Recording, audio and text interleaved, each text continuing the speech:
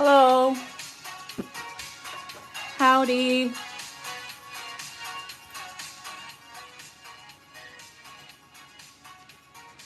At this moment, I don't see anybody in chat, but some of you watch the replay, so hello to you in the future. Totally reasonable that I don't see anybody in the chat yet. I am, at this time, 20 minutes early, so I just, I didn't have anything to do to fill in the time between me shopping for some groceries and the noon live, so I was like, well, I don't want to sit and play on my phone beforehand, or yeah, I don't know, I just felt like getting going. And I also figured there's no harm in starting a little early and getting that extra like half hour or so, in this case 20 minutes of work in, because I have work to do. So I did not make coffee from home today, so I don't have a mug reveal. I just have an ugly latte cup. I got a cinnamon dolce this morning, a grande. I used to drink ventis. I'm doing good. This is in my less sugar journey. So yeah, I'm gonna go ahead and turn the camera. I don't really have anything to share. Well, wait, I do have one little thing to share. Last night I had a surprise live. I brought a guest on. And that was my friend Josh. And he showed us how to finger weave. So if you missed that or you didn't know about it, the live right before this one, you'll see a finger weaving live. And he has quite a few projects. He brought 4?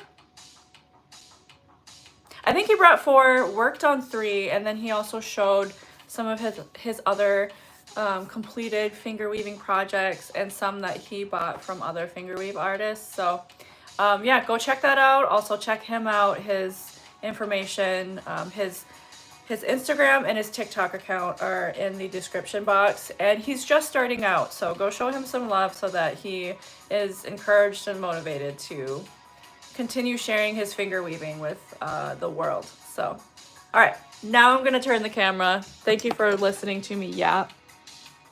So for a recap, we finished the design portion of the piece yesterday. And I also had time to cut it out and cut out like a stabilizer. I used cardboard, and I explained why in that live. And I also got to cut out a piece of leather to back it and then assemble them together with some glue and a steady hand. So today on the agenda is getting started on edging this. So I decided, I did mention before that I wasn't sure what I wanted to do. I had a few different ideas on potentially how I could do the edge of this. I think what I want to do is a wrap edge, and I don't really have anything to say about why that's what I chose. I'm deciding to do it because the wrap keeps being what first comes to mind. So I feel like that's maybe my intuition or something greater telling me do a wrapped edge. So yeah, that's what I'm gonna do. I was also between doing an all black edge or if I wanted to sprinkle in some color. So as you can see here, I'm gonna sprinkle in some color. So I wanna do mostly a black edge, but have pops of green and orange in it. And for materials, I also grabbed a thimble and some pliers because going through all of these layers can be tough. So yeah, I'm gonna get started. I have this string left over from completing the design, and that's a lot of string to just throw out. So I'm gonna start with this.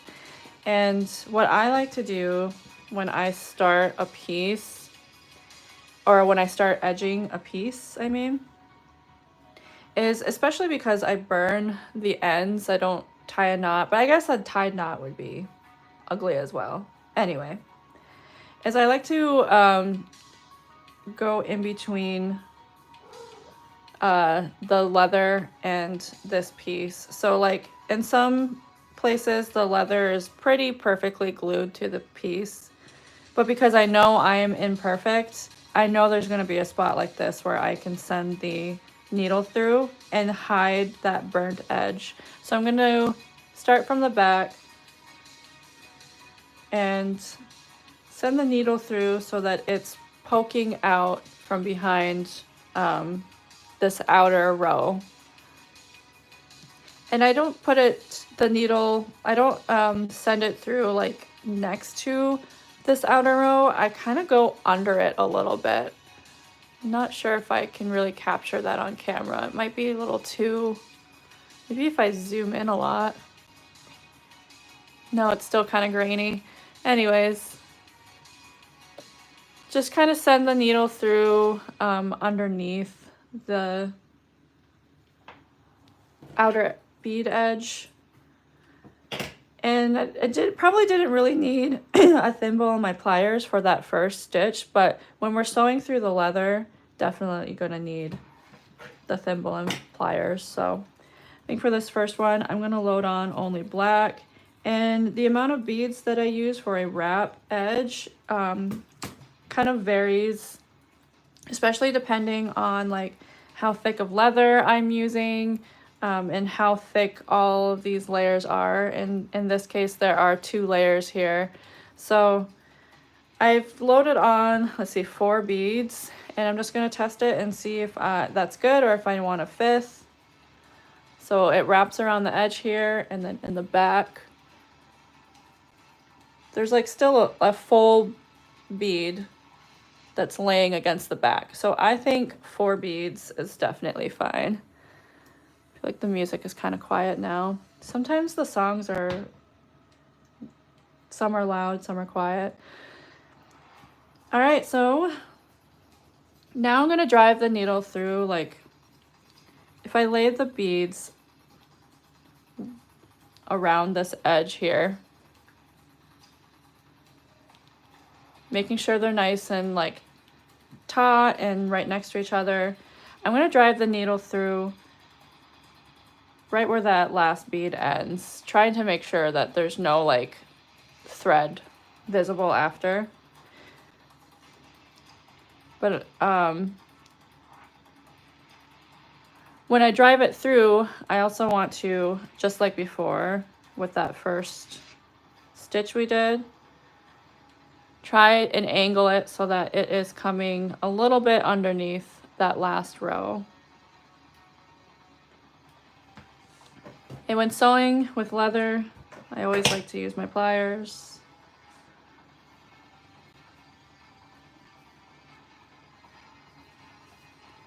And there we go. There is the first edging stitch.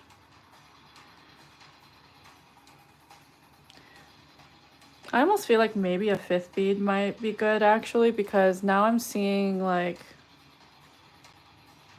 big gaps between the beads.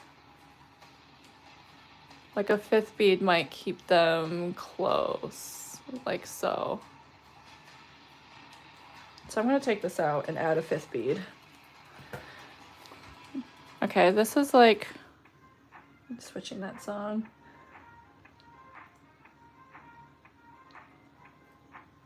The music that I listen to in these streams it's like royalty-free music, which means it's music without copyright. So none of this is made with like record labels. You wouldn't hear any of this on the radio or whatever.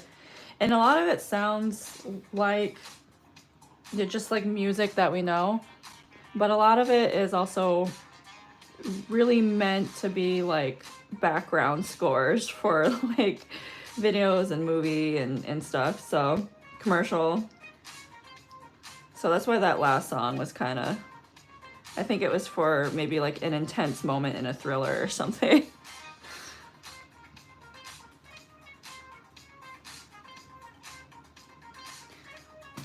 All right, let's add another bead on.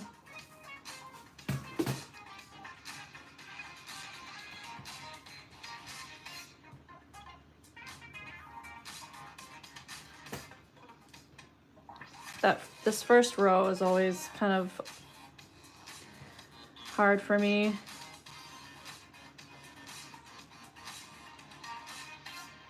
Because I can like lay the beads next to the previous row, but in this case there is no previous row. So trying to keep them nice and taut.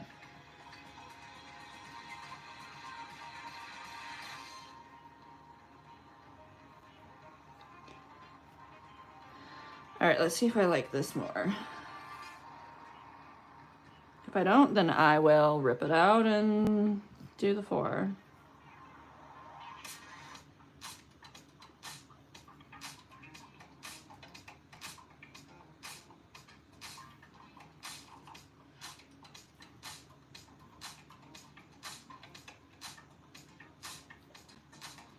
Sometimes when doing the edging, it's kind of like playing with the angle as well.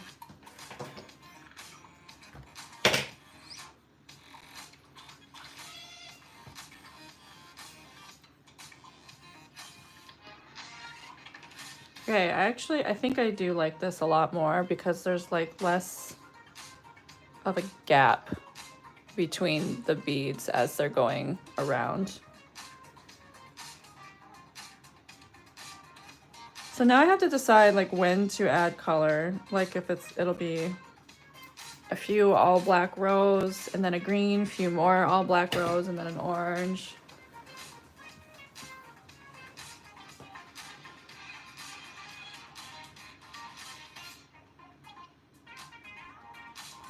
Because I'm almost thinking like a few black rows and then pop a green in the second bead.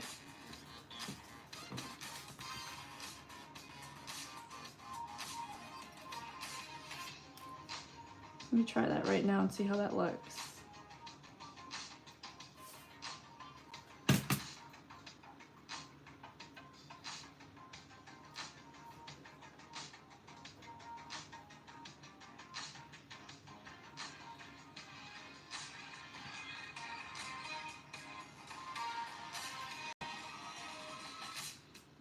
I think that'll look dope.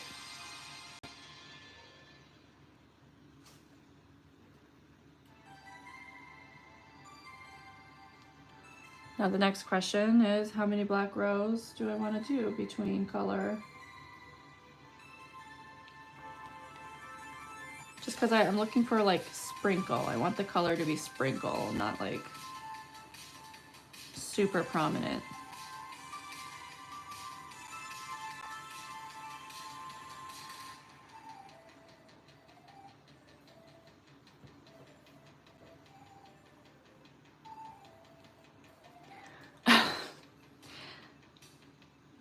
Keep driving the needle too far to the right and then too far to the left. All right, this looks good.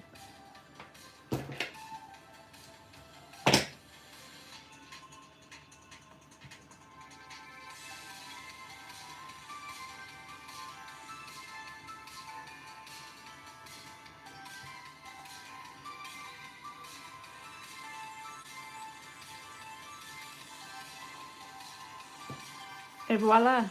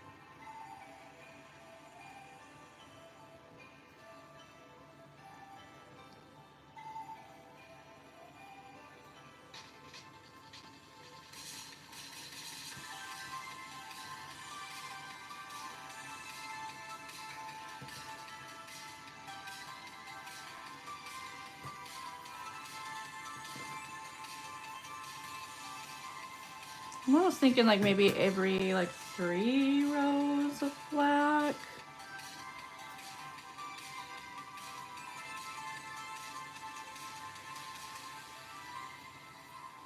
Or maybe alternate between 3 and 2.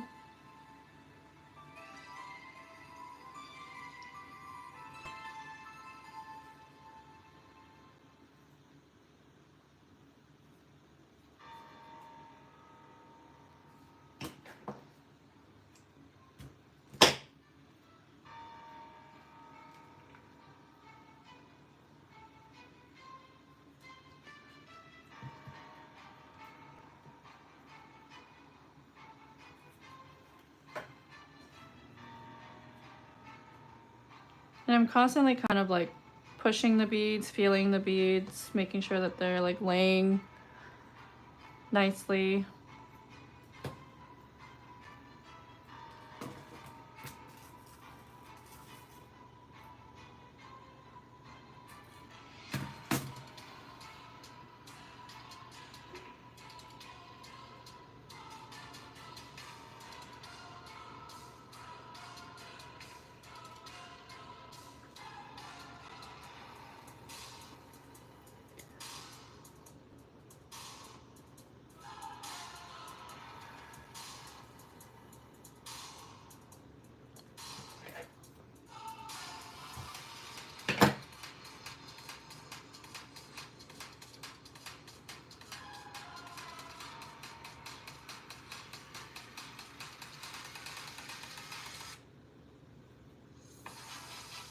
All right, I think it's time to do a row with some orange.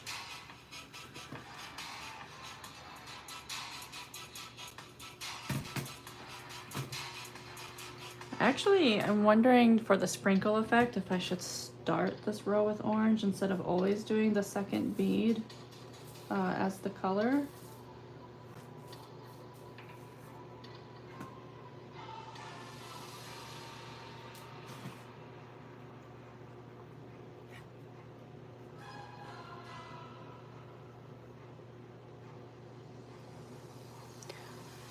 Oh yeah, that certainly adds to like some sprinkle.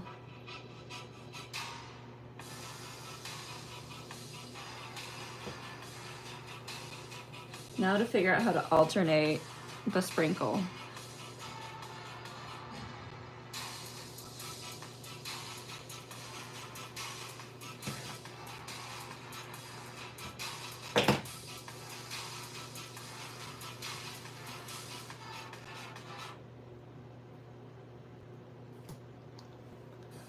Oh, it looks so fun already, and I barely started.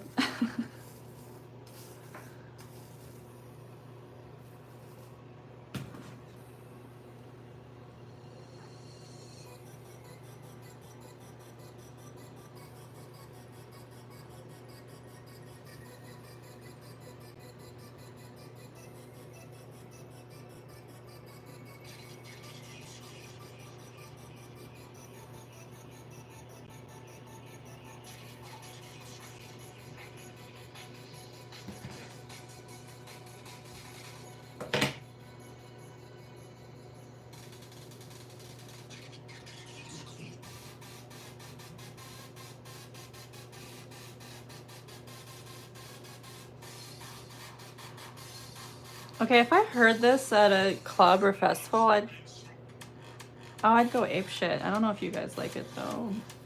I might have to skip it just for you.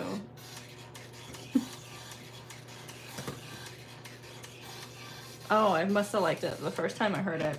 I don't even recognize it. I have it liked already.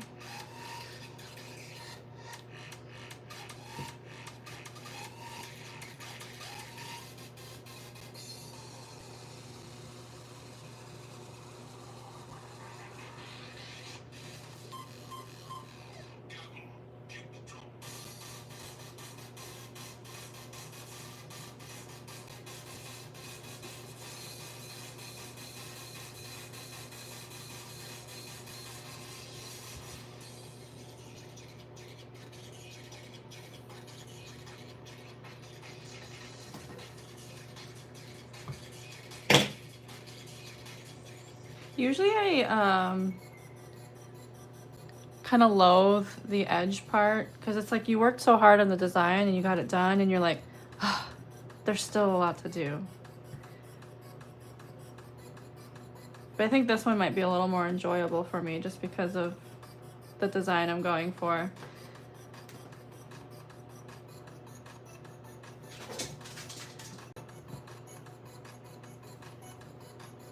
All right, so for a sprinkling effect, I don't want to be super uniform with how many rows of black I do in between colors, so I think I might add a color now.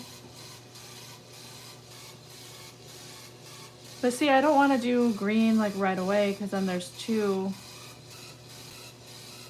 But if I alternate the first or second color every time, then it's just going to be green second, orange first every time.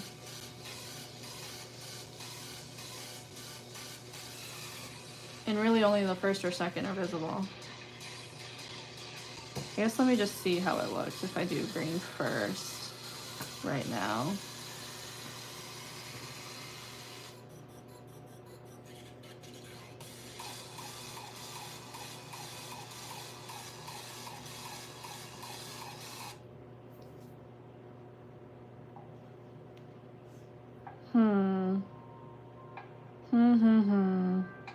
The next row would certainly be orange as the second. But this doesn't seem like, I feel like it kind of ruins the sprinkle.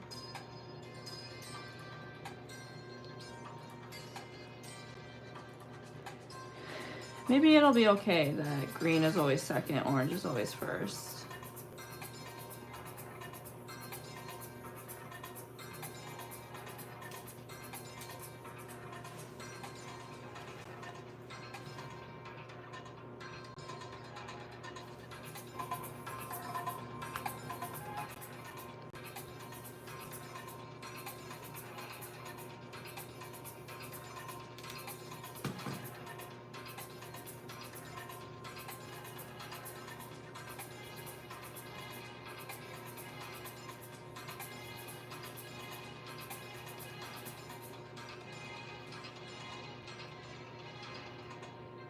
I feel like changing up how far apart they are will help with this.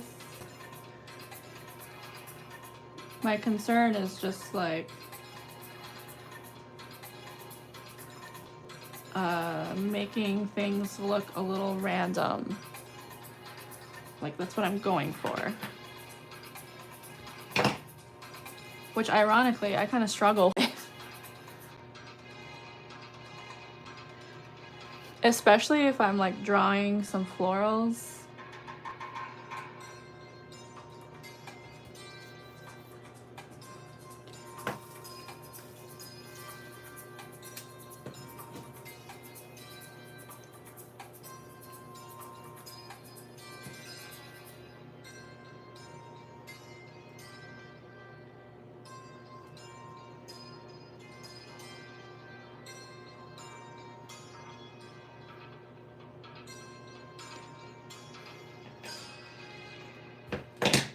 Ooh, maybe the colors can switch only after the longer chunk of black rows. Maybe it only being 2 rows apart was making the switch too close. I don't know if any of that makes sense, but it makes sense in my head.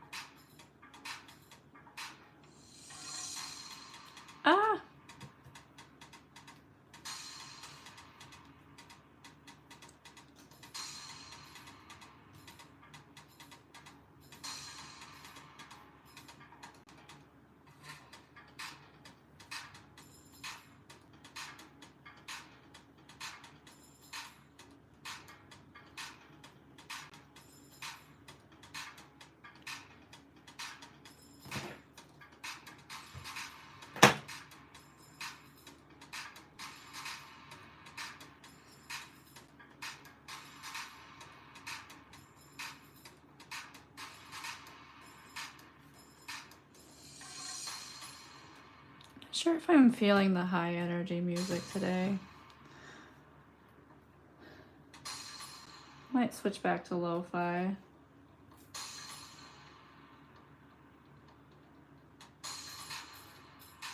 One, two, three, four, five. All right, let's see if I can switch the position of the colors.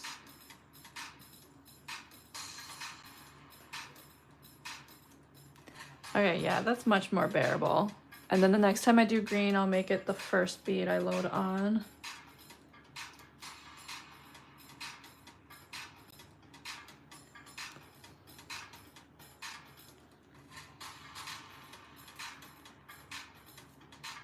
I love this. This is so cute. And like, I personally don't think gambling is fun, but these people are in the business of trying to make people have fun. So a fun design is in order. Oops, hit the camera.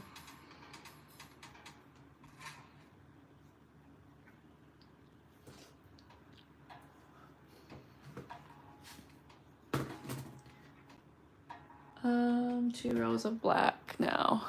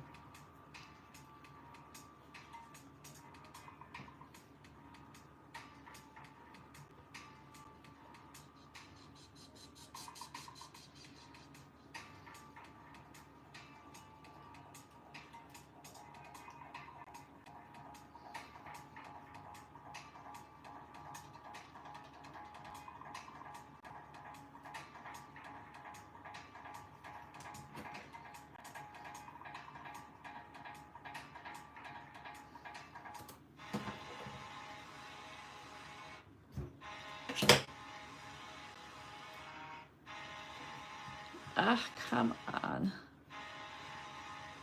I swear this new Nemo thread is not, it's different. I swear it's different. Nemo cannot gaslight us and say it's the same, because it's not. All right, let's load green on first.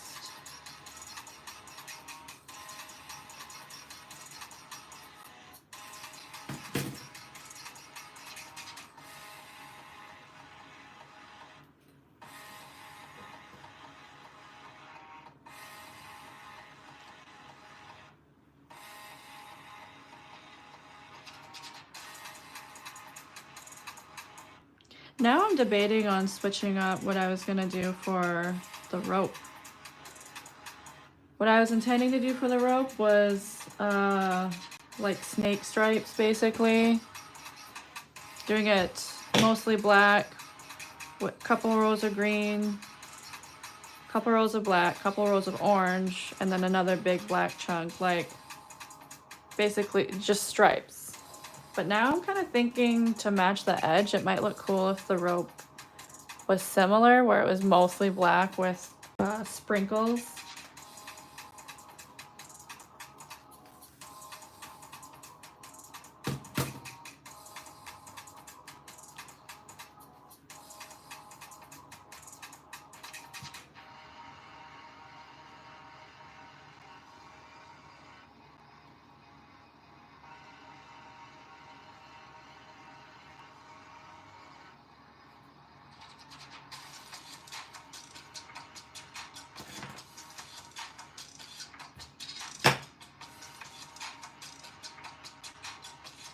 Oh, where's my needle?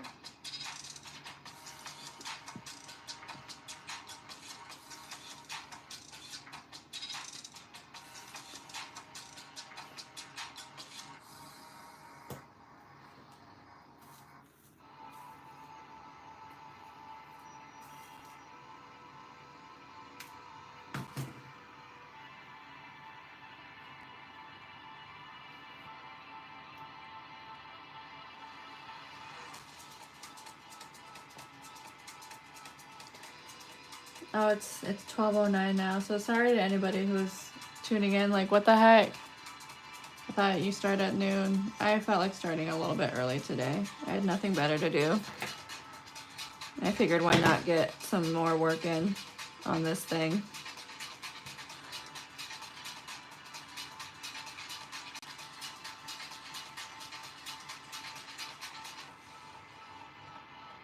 All right, now this is 3 rows. I know I said random and no uniformity, but this is where I'm gonna make it a little less random. I'm gonna alternate between 2 rows of black and 3 rows of black.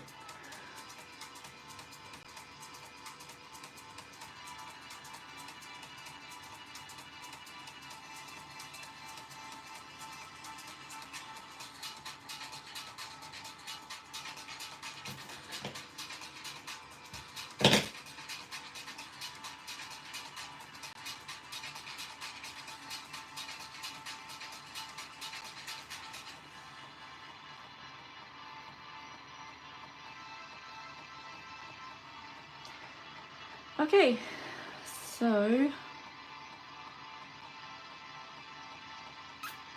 I think I want to make a switch and load up orange first.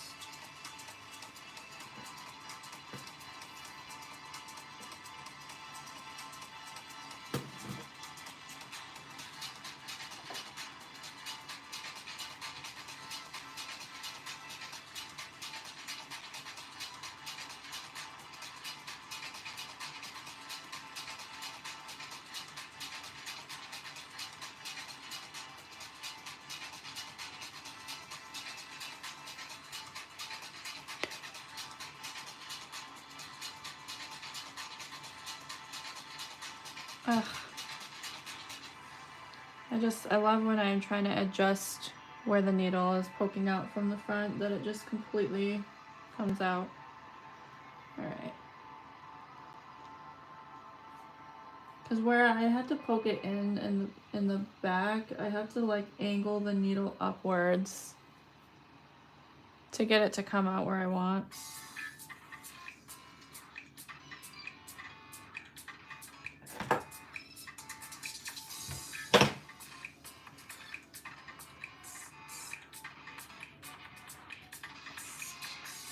All right, let's do 2 rows of black.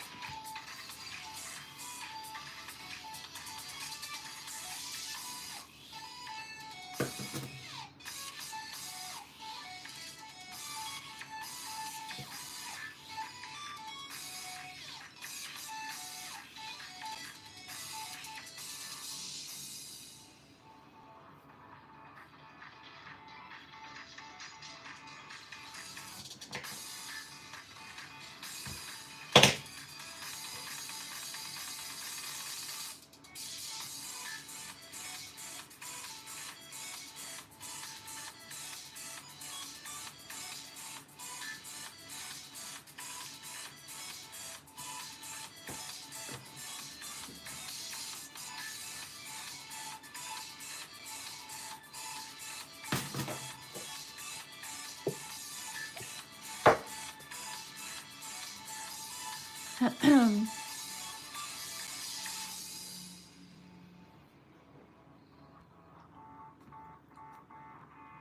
feel like I've kind of run out of things to talk about on stream because I haven't been leaving my house. I left my house this morning for the first time since Saturday.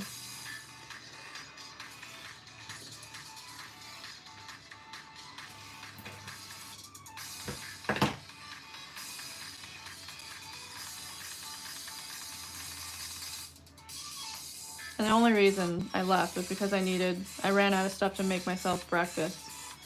Otherwise I would have stayed here. All right, there's 2 rows, so I'm gonna load up green second.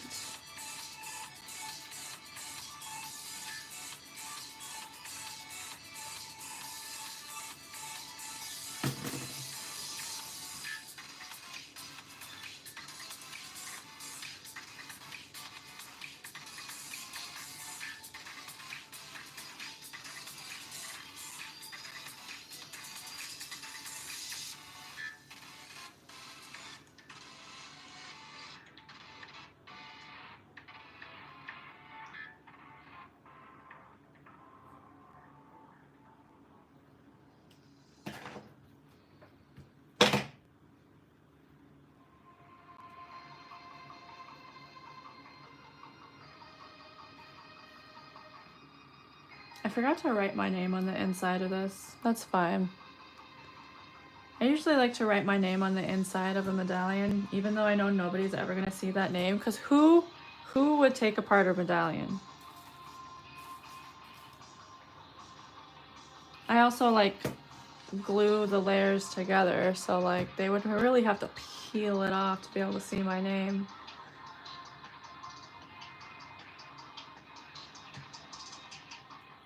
Hi Vicky. Hi your students. I'll definitely make sure to watch my language.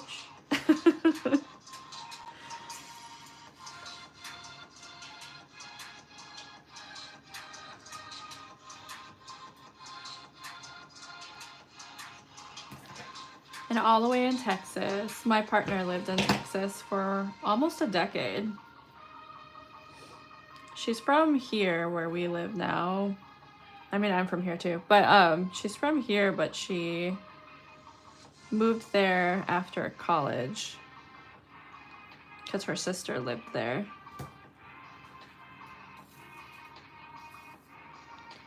And then she moved back, and like a year or so later we met. Well, officially met. We're natives, so we've been in each other's path a few times. There's actually a theory, oh, what's that called? Basically the theory that like there are people in your life that you have been around, that you like you cross paths several times, but you don't like develop a relationship or get close with them until later. I want to say the name of it has something to do with the word string, loose string theory or something.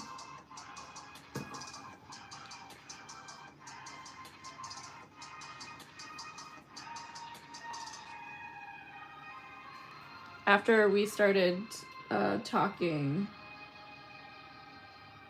she realized she literally had a photo of me in her phone. Because she was in a powwow committee, and for a specific powwow she was taking photos of it to like capture the powwow, photos that they could use to share the powwow, you know. And I was at said powwow, so yeah, I was, not only was I around her, I was at this powwow that she was at, and the photo was of me talking to her cousin.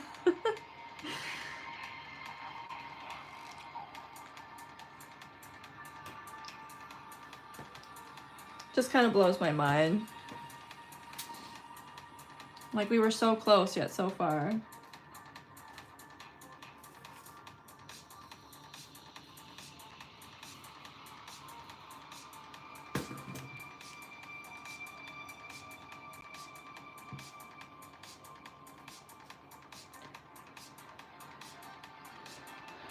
I'm almost starting to feel like this isn't turning out to be as random as I want it to be, but that could also just be my own eyes. We do tend to be hypercritical of our own work and see things that other people won't see. So with that in mind, I think I'm just going to keep doing what I'm doing.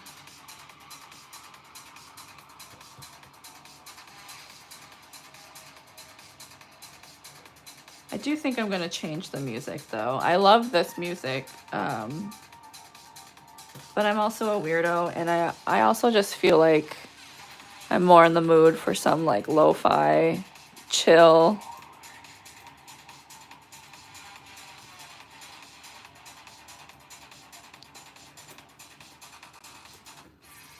Okay.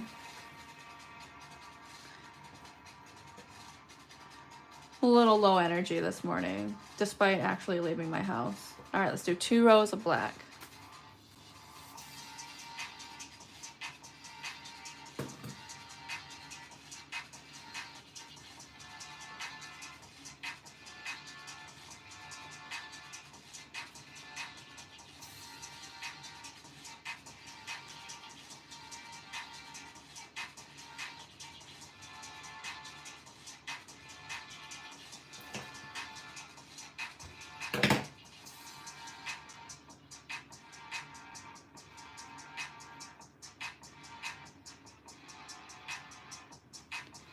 It looks like sprinkles, huh? I hope so. It's what I'm going for. Oh, I accidentally did 2 green in a row. Oops. Well, I said I wanted random, did I not? I'm keeping it.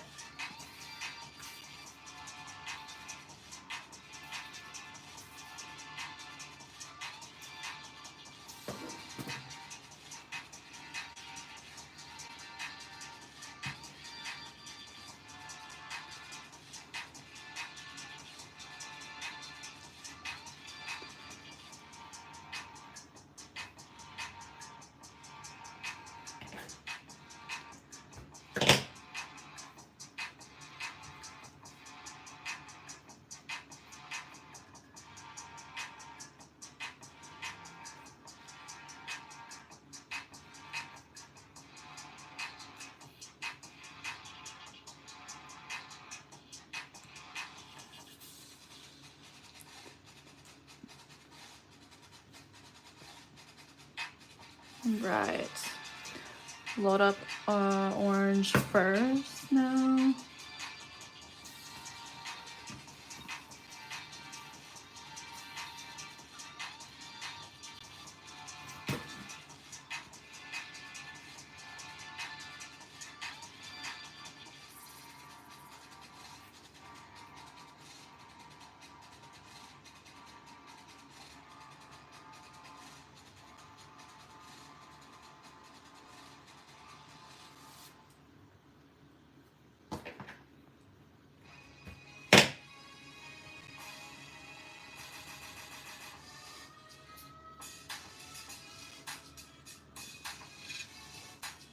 I don't know why, but my very first initial gut like reaction to the song, it just reminded me of NSYNC.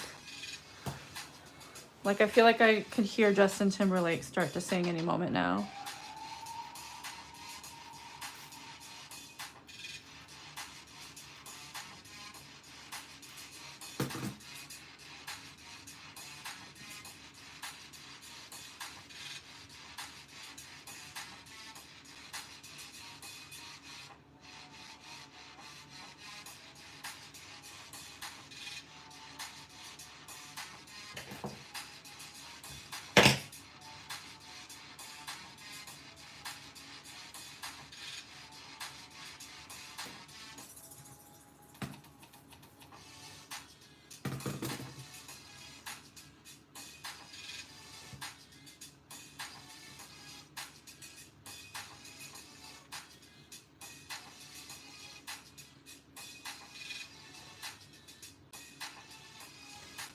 Did I age myself, by the way? Probably.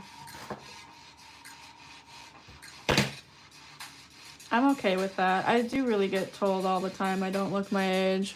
And what's funny is like there's kind of a trend I've been seeing where a lot of millennials say that, and then now people are kind of making fun of millennials for the whole I don't look my age comment, and they're like, you do, you look 35, you do. I personally believe that I look 35, especially because I know what my face was before. But I really do constantly get told in person, online, wherever, wait, you're 35? Actually, just Saturday night, I was told, because I recently made a new friend through like mutual friends. And our ages came up for whatever reason, and he was like, wait, what? I thought you were my age. And I was like, how old are you? He's like, I'm 24.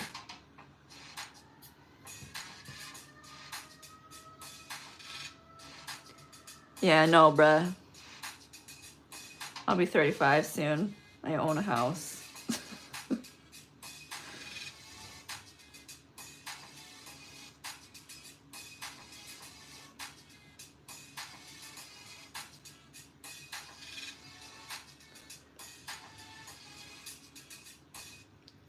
All right, now I think it's time to make a switch. So I'm gonna have green loaded on first.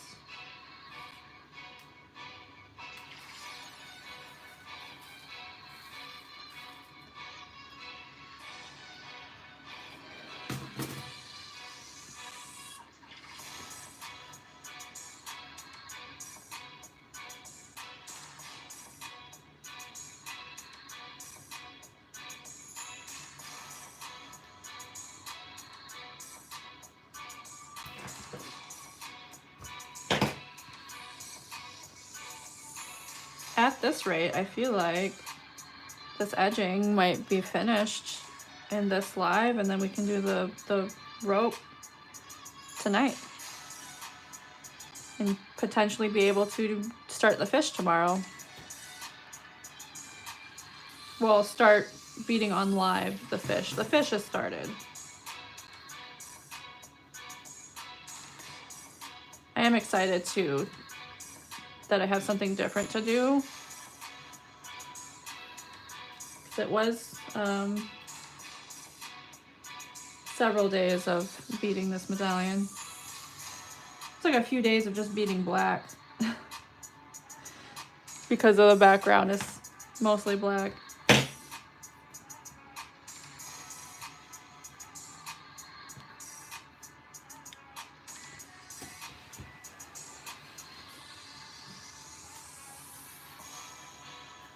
I should probably text her too and be like, the medallion's almost done.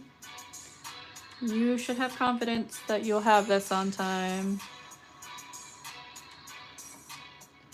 This is the same person that asked me to make a medallion in a day, a medallion in a week.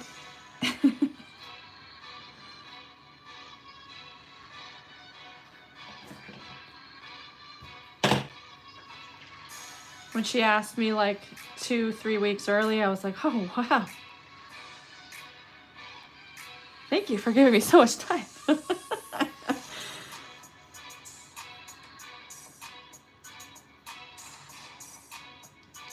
you know I'm gonna do it. All right, let's load on orange second. Yeah.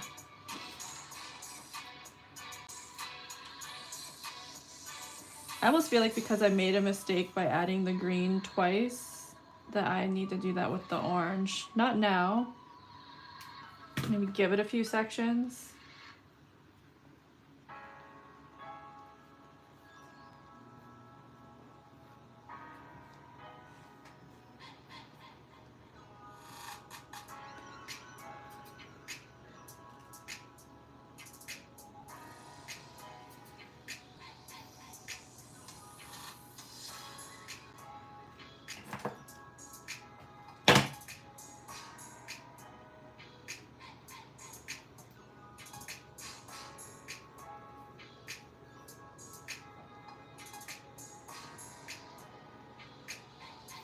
String's wanting to twist on itself.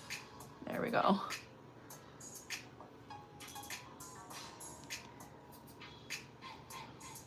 I just keep thinking about how fun this looks.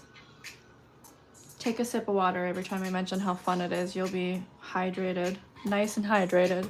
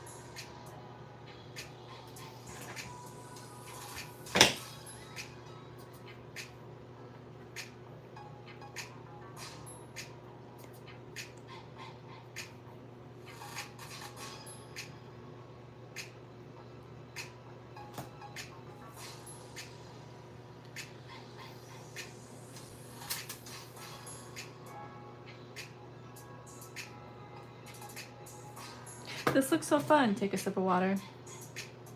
I'm just gonna start abusing what I just said to do. Oh, this looks so fun. Take a sip of water. I say all this, I don't even have a cup of water next to me. I have every stream so far. I just didn't grab one today.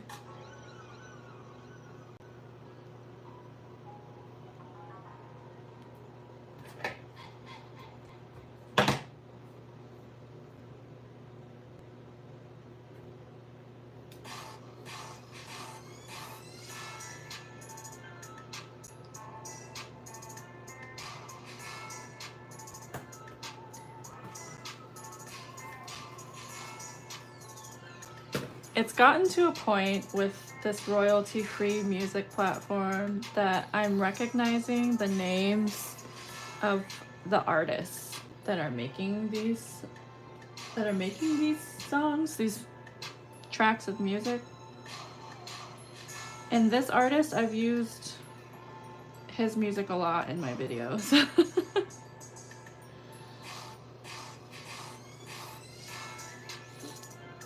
I don't know if it's just I like a lot what he makes, or if the platform just keeps recommending them to me, or if it's a little bit of both.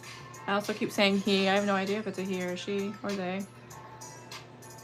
All right, we've done 3 rows, so now it's time for a green, and I am going to load that up second.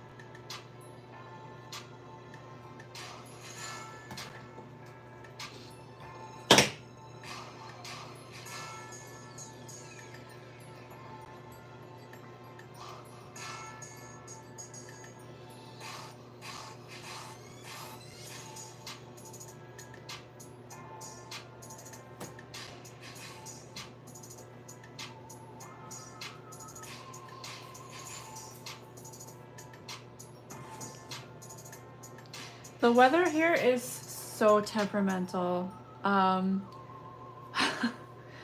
because it's been like a day of sun, a day of gloom, a day of sun, a day of gloom. It was sunny this morning, now it's kind of gloomy.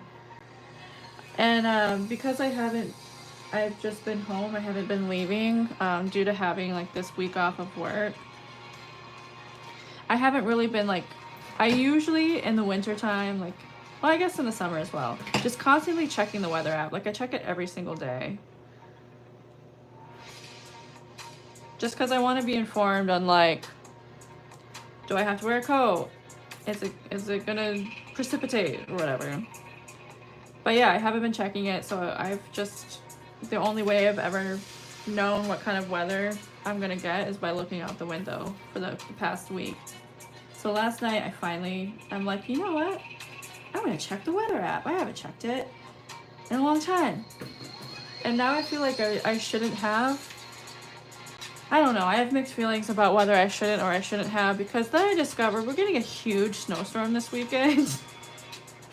Like, there's gonna be a lot of snow on Friday and Saturday, but on Sunday, we're gonna get a foot of snow. And I don't think that's like accumulative for the whole weekend.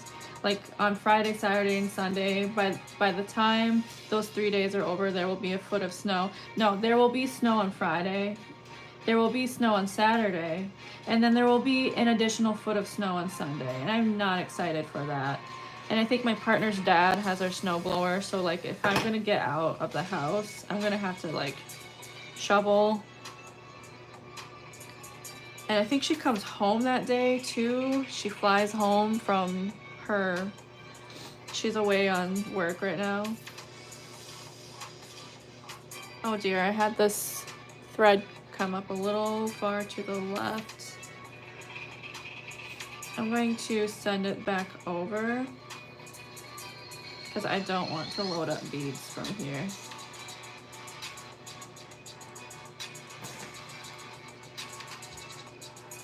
It's fine. It'll be extra insurance for this whole row in case the thread gets snipped somewhere.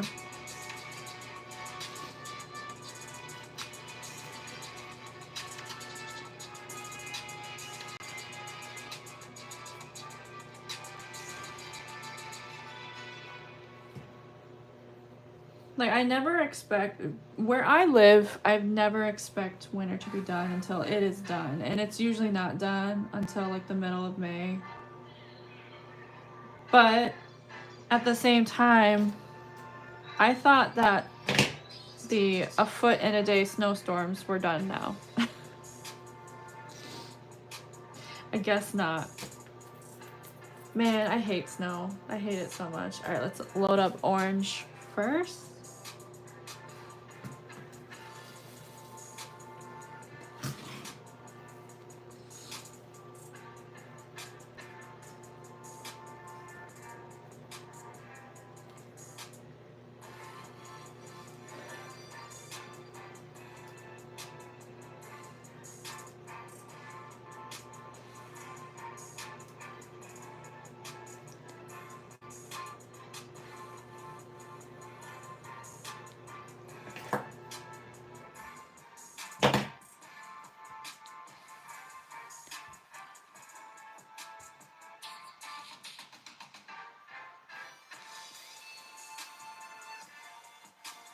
And now do 3 rows of black.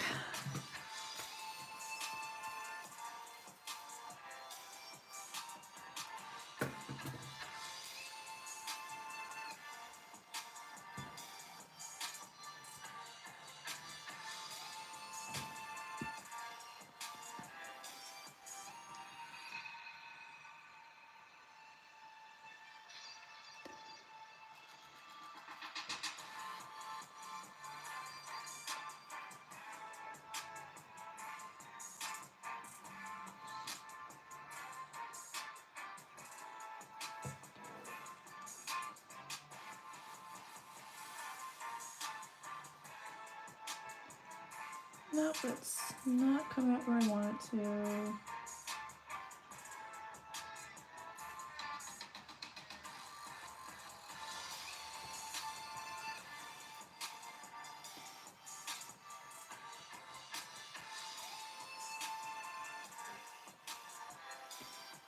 Grr, I cannot get this one to come up where I want it to. It's either way far to the left or way far to the right.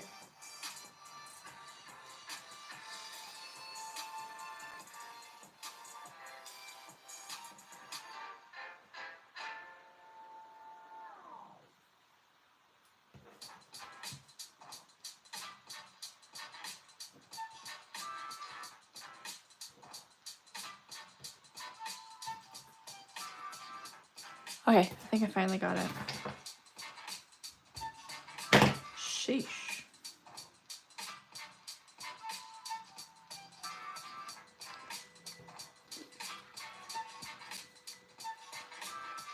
All right, I need just like a minute real quick because my allergies are acting up.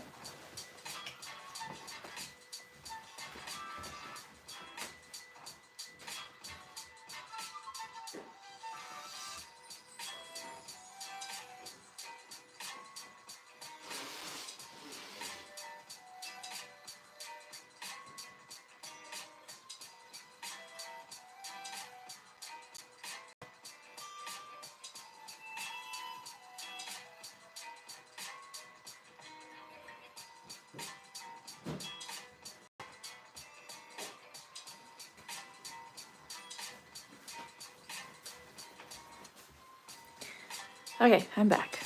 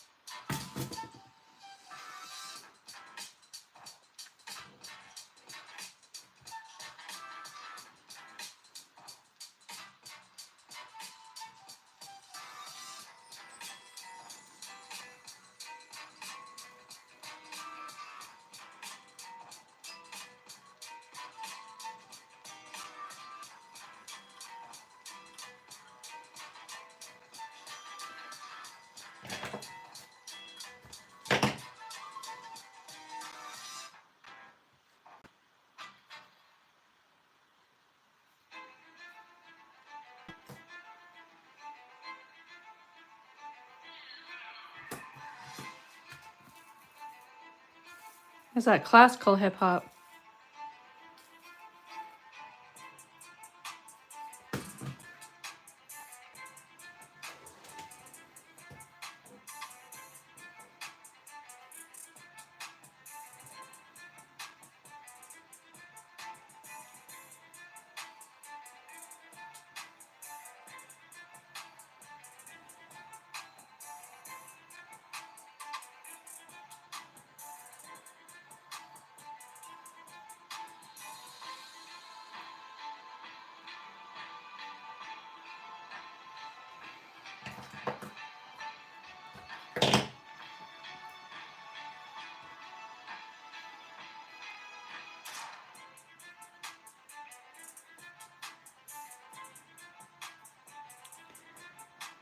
All right, so now it is time to look green first.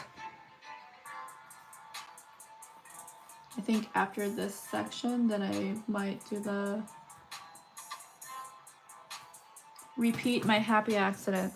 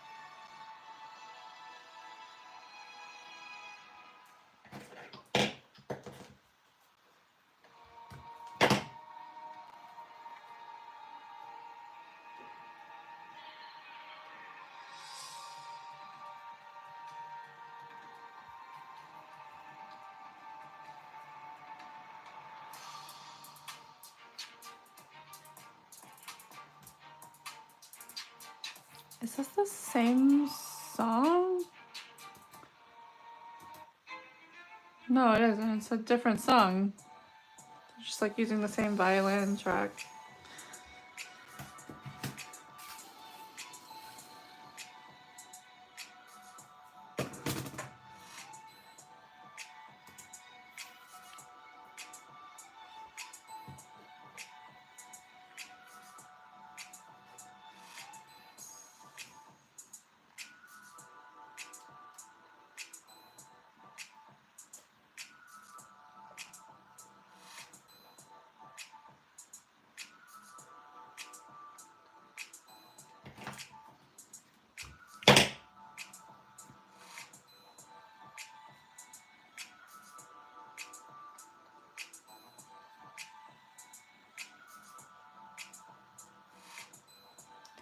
All right, so for the happy accident, I think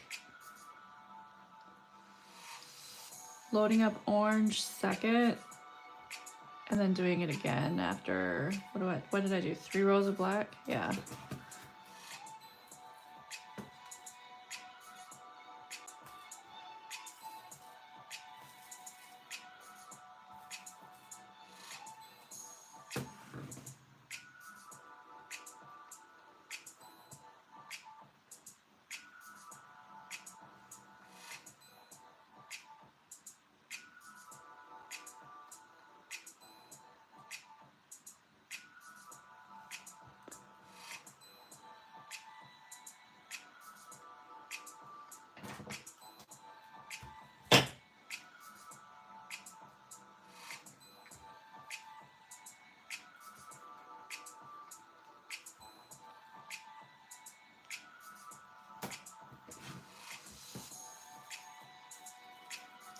Might need to do another string here in a moment.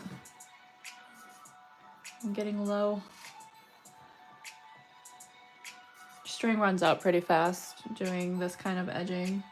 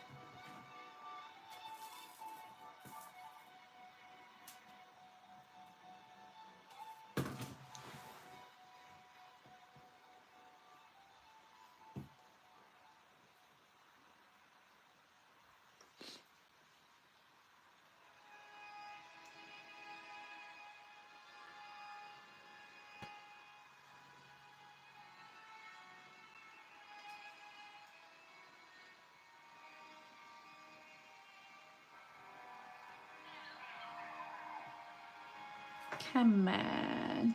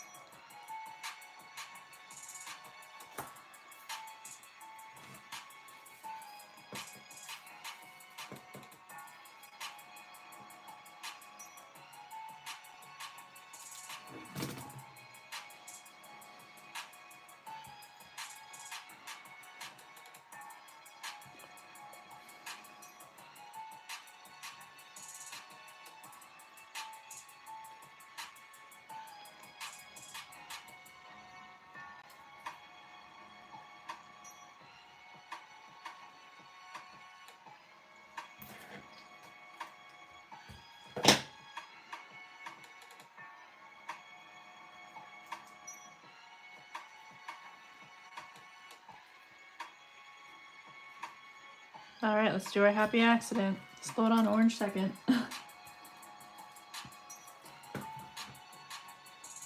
Like, look at me. I made a mistake. Let's repeat it on purpose. And then after this, I think I'm gonna switch out the string, the thread.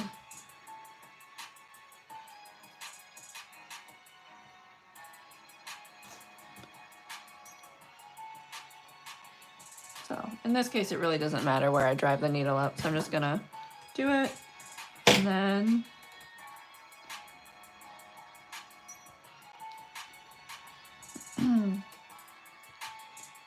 I'm gonna see if I can peel this apart a little bit.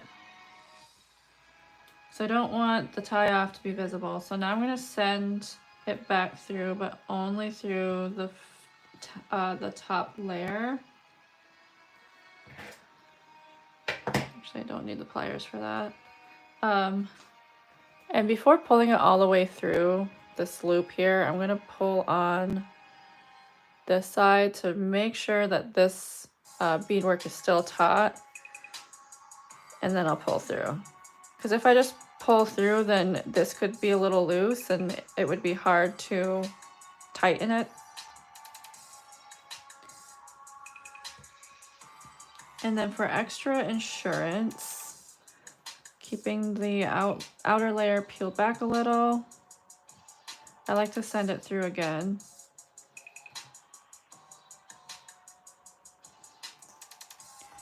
Bring it back through, or bring it through and then bring it back through. This is just in case like the tie off isn't super secure or comes unsecure in the future. Then things won't loosen. All right. Oh, my thread's way over here. Now I'm going to shorten this.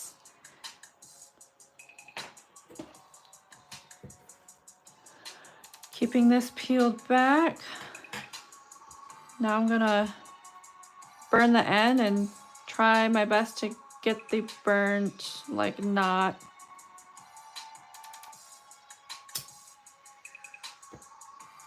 There we go, inside there. And so now you can't even see what's the end of the string. So, and I'm gonna do it the exact same way how I started it now, where I'm gonna get a new string going on my thread, burn the end, peel this back, and then hide the burnt end behind the leather. And if you tie your ends versus burning them, then it would be the same. You would want to try and tie the end of your thread underneath that leather. And when you send your new thread through, you'll want to have the knot underneath the leather as well. The only time that I struggle, like, you will see a knot at the end of this, and that's because it's that last burn that I can't do because the entire thing is closed up. There's no leather to peel back. So you do always end up seeing just one burnt end in my work.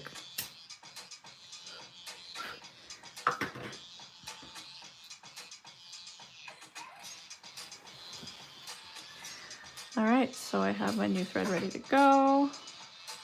Now I'm going to go in just through the top layer, coming out where I want to. Probably like right here.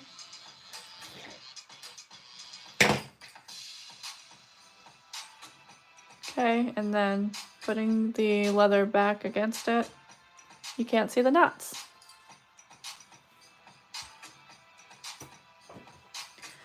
So now back to business. Let's do 2 rows of black.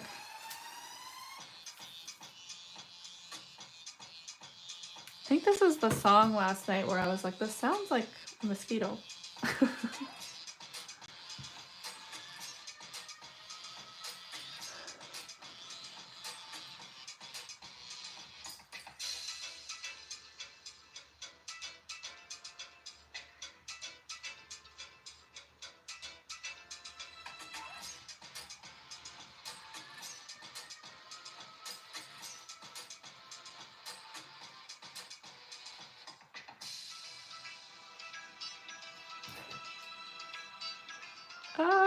The strings wrapped around my pliers. Okay, got it.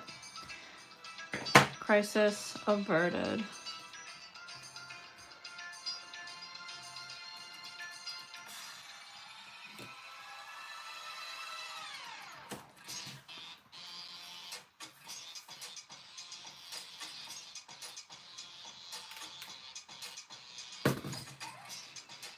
Oh no, I dropped my needle and the beads went rolling everywhere. Let's see, that's 3. Here's 4.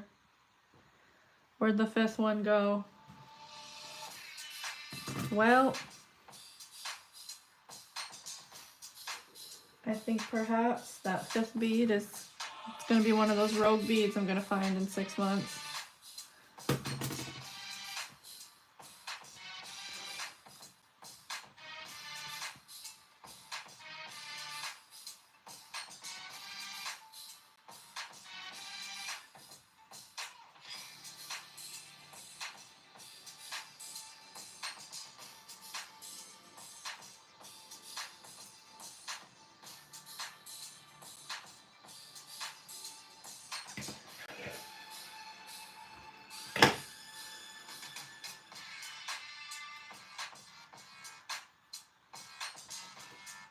This one was kind of far away from the previous row. I'm gonna leave it though. I think it's fine. Okay, so now to load up green first.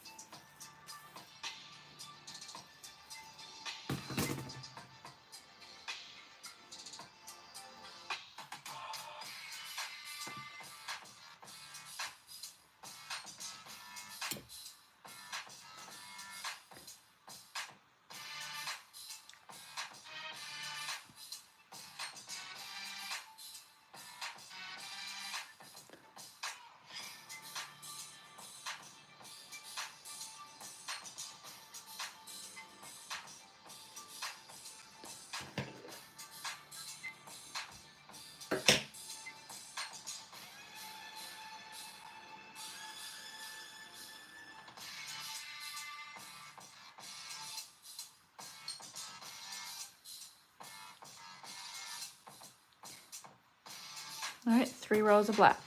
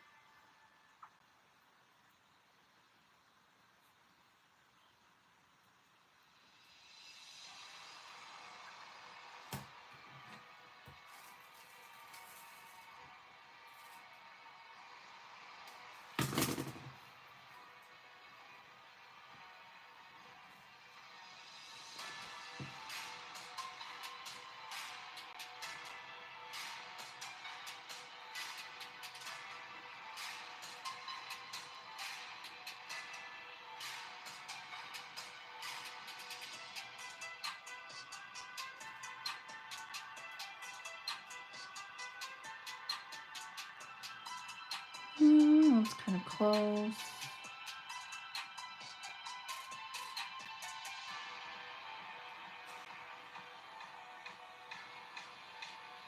That's kind of far.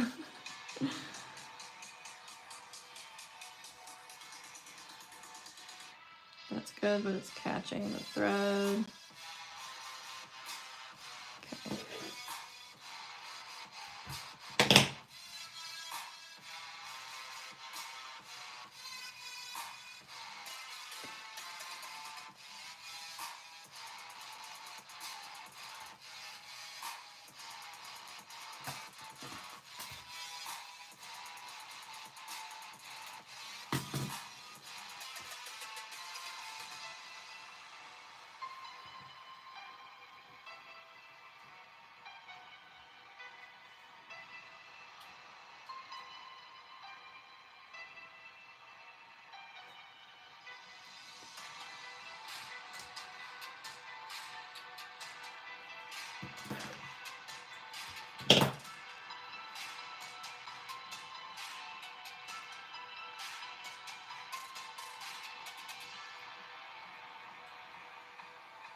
All right, now to do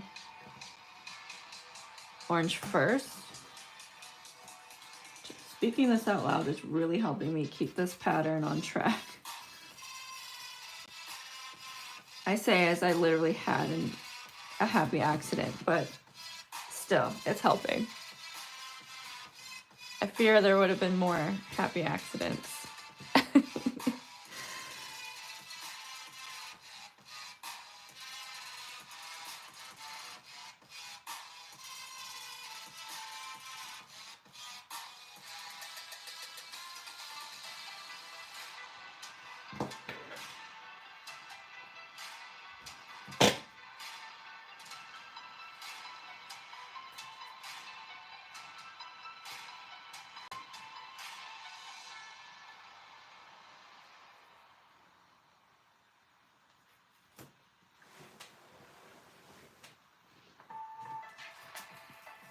Two rows of black.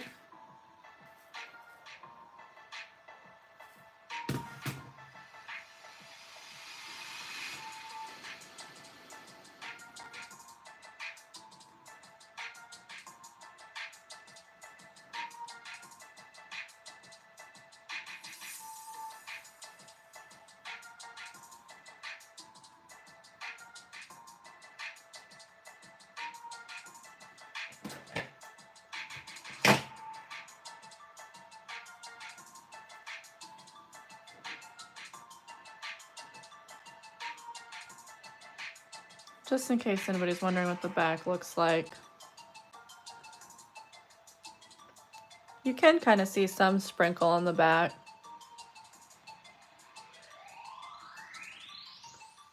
I was intending for it to just be all black, but Nobody's concerned with the back anyways.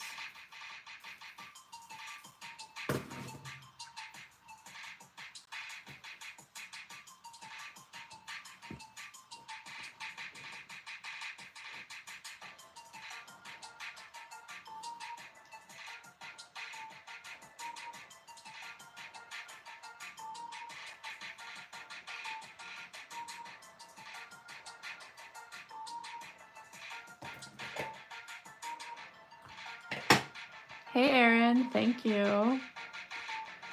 So I'm going to do a wrap stitch around a nylon cord or a paracord. My original intention was to do it with the black, green, and orange, but in stripes, but I think I might make it match this like sprinkle confetti edge I'm doing here and do like a mostly black rope with these green and orange sprinkles. I'm still deciding though.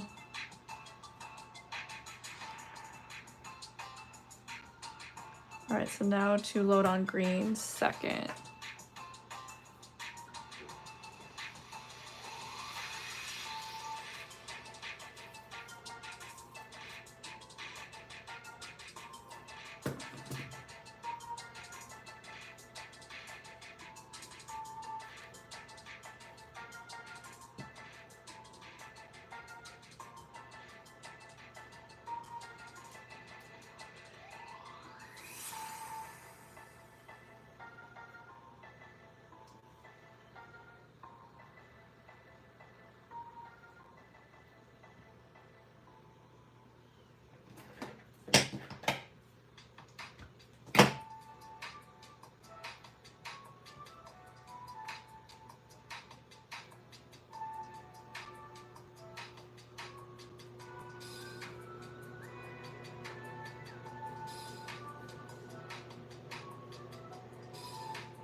And 3 rows of black now. See, the beginning is tough to get that first couple rows down. But once you get going on the edge, it goes by so quick and it's much easier to do.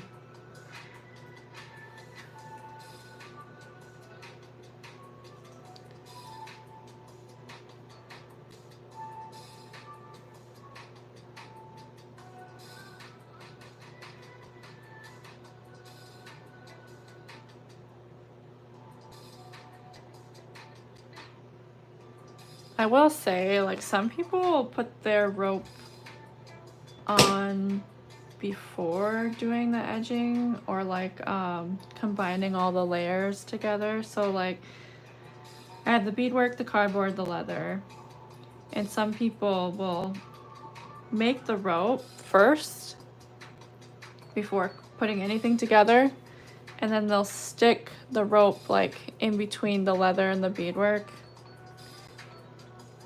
I don't really like doing that though. Like, it does make it a little more secure. But I really like the actual medallion piece to be as flat as possible, and sticking the rope under there obviously will have like a little bulge where the rope is.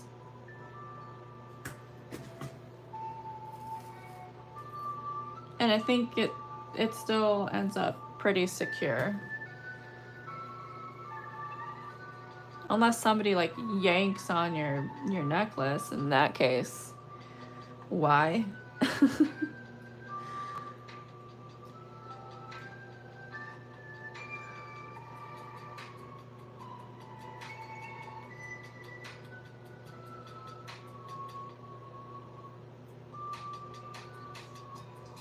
So I attach my rope after.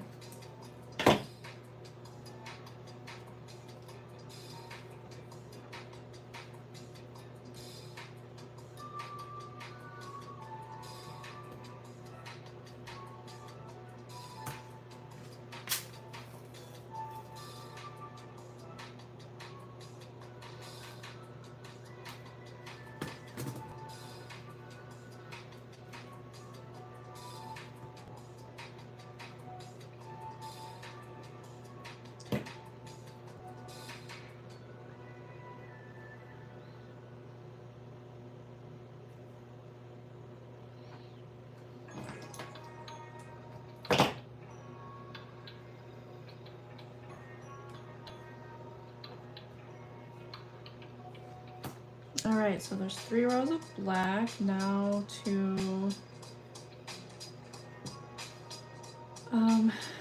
the orange second. Oh man, I'm forgetting. Yeah, orange second. Okay. So black, orange. Oh, yo, look at this orange bead. It's like it forgot to get cut.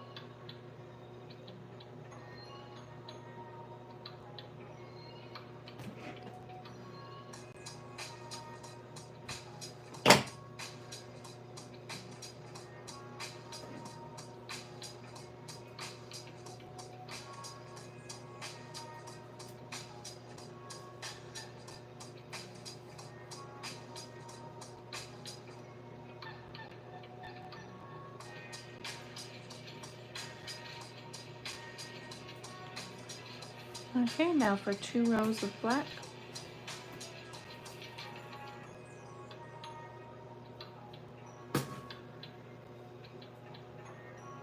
I should add that super thick bead, orange bead, into the rope somewhere. That would be fun.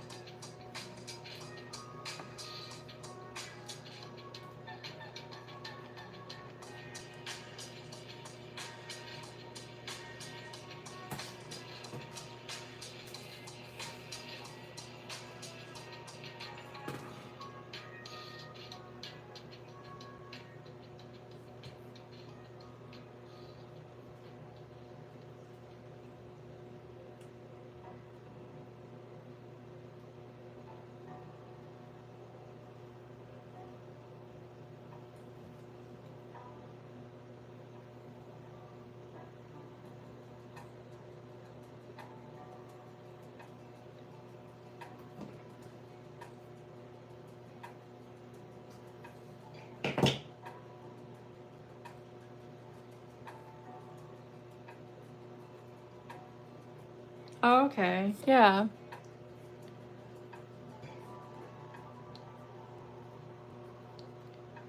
I don't always do a cord for a necklace either. Sometimes I will just do like a string of beads, but when I do that, I will double up the string. So like there's 2 of these here, so I'll double it up and then string the beads on both of these. And then when I attach that, I just, you know, wherever I pick on the medallion, I'll just send it through like a bunch of times. Like send it through, go back, send it through, go back. The cord is a little trickier to attach. But I will say, if he does break it, it might be less of a mess to clean up than if you were just string up beads, because then it would just be like one piece falling off rather than a string snapping and a bunch of beads going everywhere. Let's see, so I did 2 black. Now it's time to do green loaded on first. It's actually been a minute since I've done any sort of cord for a medallion lately. I think for like the past year or so, I've just been stringing beads. It's been even longer since I've done a peyote cord.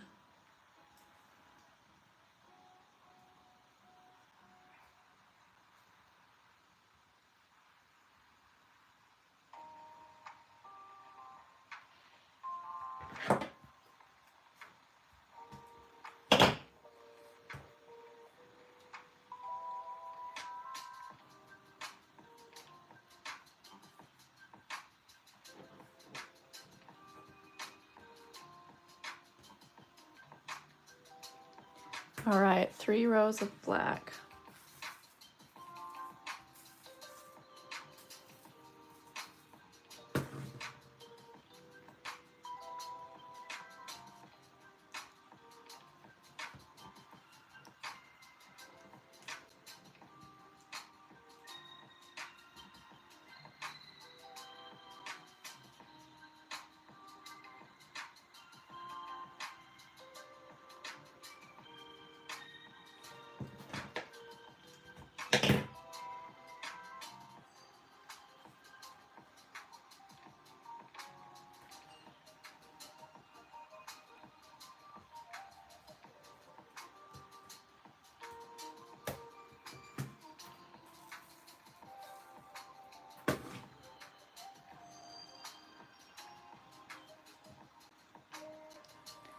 A double-sided medallion?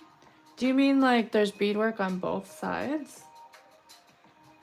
Not only have I never done that, but I've never seen that.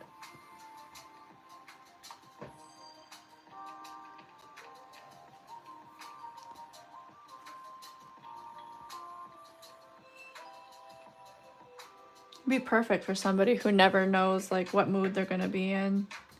You're like, I don't know.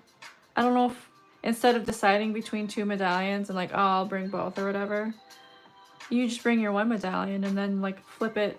Especially like, what if your mood changes in the middle of the event? Just flip your medallion.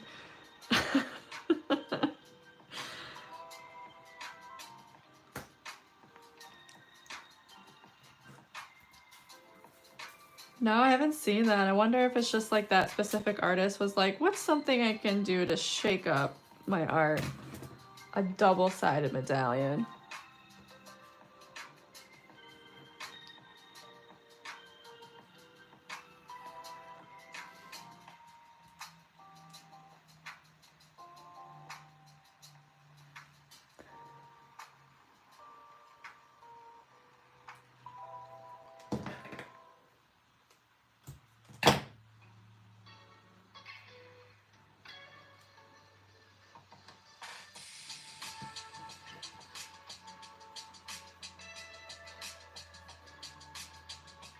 All right. Oh man, now I'm starting to lose track of my pattern. I think I'm just so far into this that I'm like, I'm starting to forget what I want to do. I think, okay, load on orange first. That's what I want to do.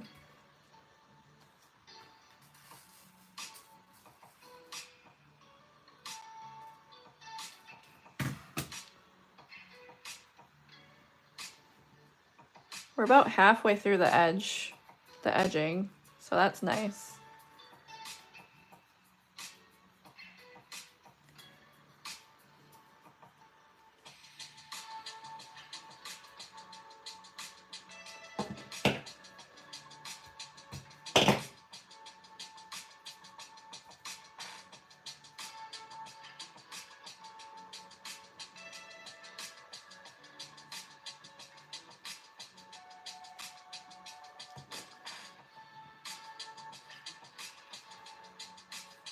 Oh, cute. Assuming he loves Shrek. Shrek's cool, man. A Shrek medallion would go hard.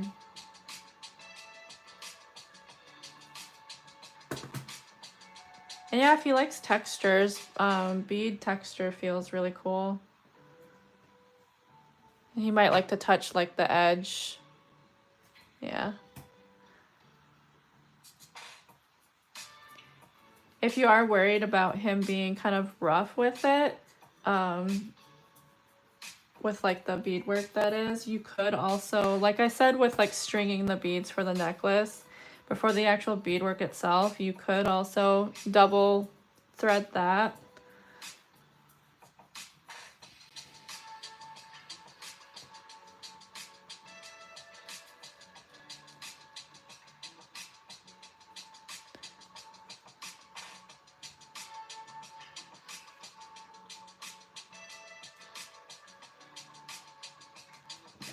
Just to make sure that the beadwork is extra secure.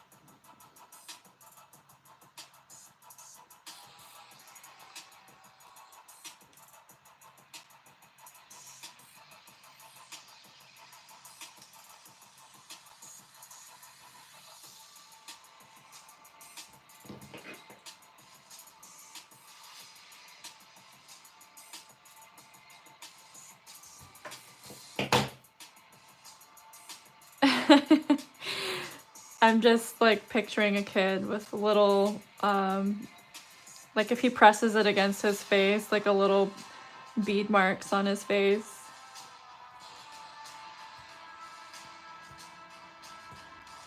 And two needle method would really make it easier or easy to use two threads as well. Because with one needle you have to send the needle back through the bead often. And with like 4 threads in a bead, you could potentially not have room to send the needle through, and then you bust your bead open. But with 2 needle, you can totally use 2 threads and not have to worry about that.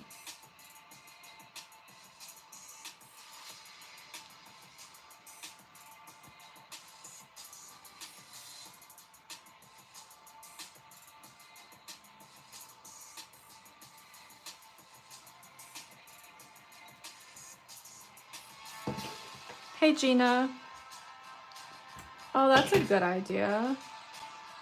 To do mostly color.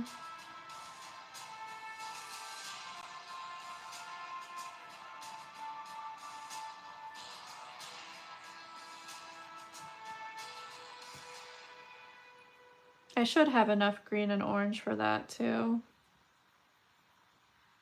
I accidentally did this a little too far over. That's all right.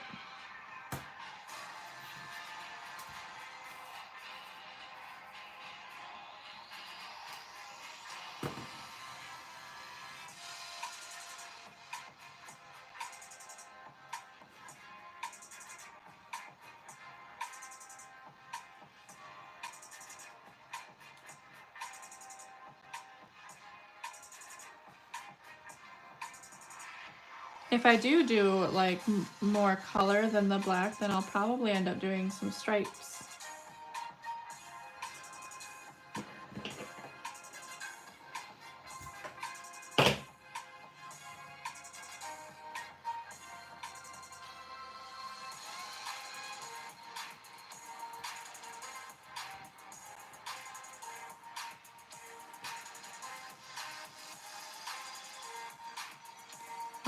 This is where I want to do 3 rows, yeah. 2 more rows. Oh, hello, sun, you're back.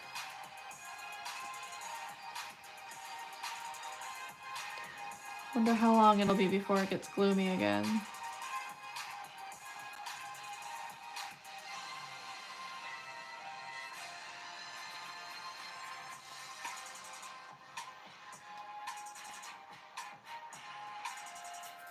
Kind of over this song. I was just thinking this reminds me of like, oh, what's that boxing movie from the 80s?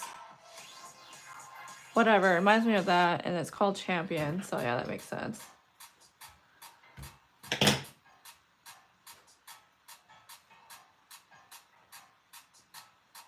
Now it's bothering. Yes, Rocky. Thank you. I was like, now it's bothering me that I can't remember it.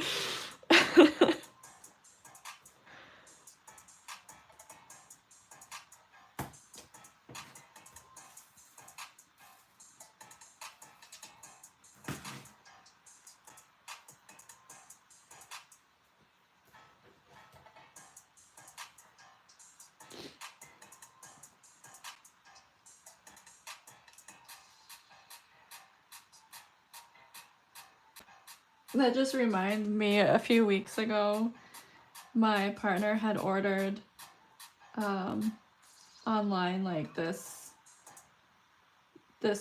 sweater and sweatpants set, and it's this really cute shade of pink. It's almost like a fuchsia. And so she's like sitting on the couch in her set, and I just look at her and I'm like, you look like you're about ready to go and run to the top of the stairs and yell. She just started cracking up.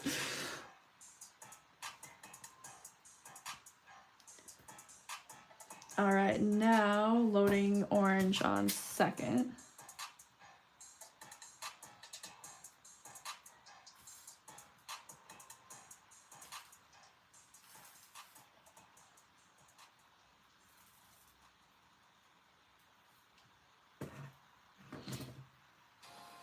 She immediately knew what I was talking about, though, and that's because in Rocky, well, he's in a gray set, but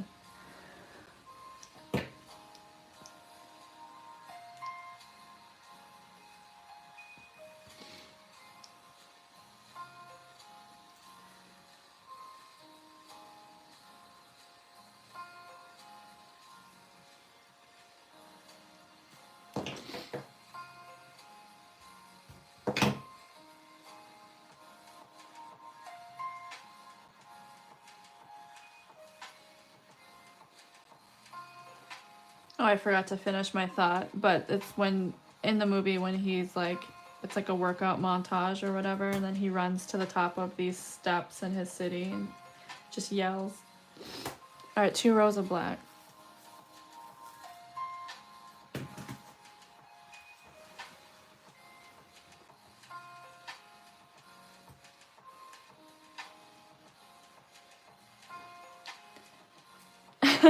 Sorry, Gina.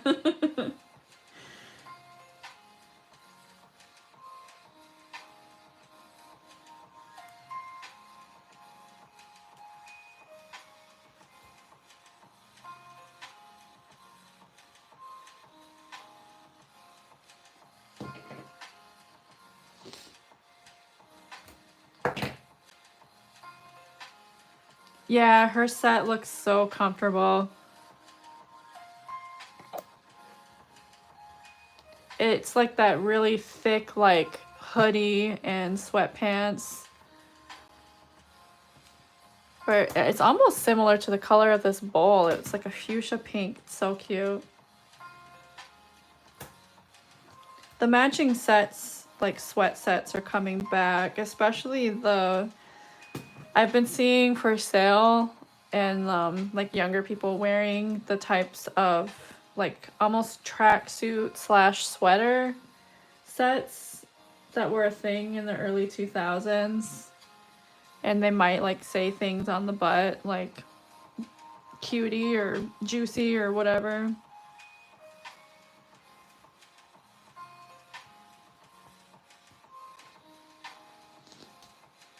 A lot of younger, like Gen Z people are really starting to romanticize the early 2000s that I tried running away from so hard. The velveteen, juicy sweats. Yeah, they're making a comeback for sure. Everything comes back 20 years later. Even now, I think fashion cycles have certainly sped up, but the 20-year rule still kind of exists.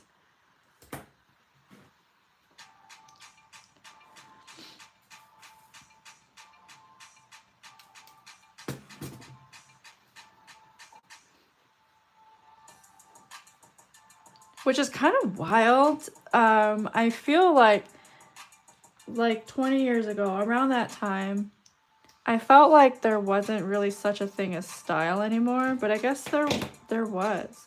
And what I mean by that is like every decade seems to be so vastly different.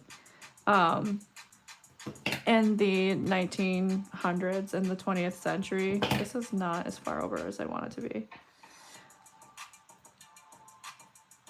It's like the 30s are different from the 40s, which are different from the 50s, which are different from the 60s, and the 70s and the 80s and the 90s and so forth. And it's like once the 2000s hit, I felt like there wasn't really much of a difference anymore, but I guess there was when I see people bringing back trends from like the early 2000s now, and I'm like, oh, I guess there was a very distinct style at that time.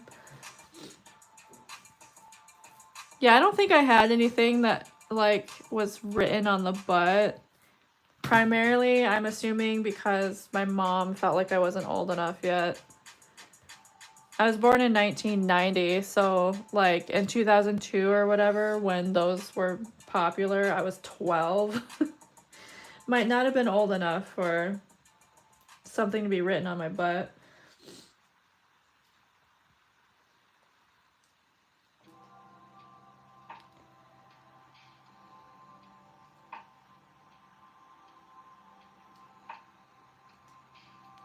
I will say though, like the 2015 to like 2018 era seems very specific too.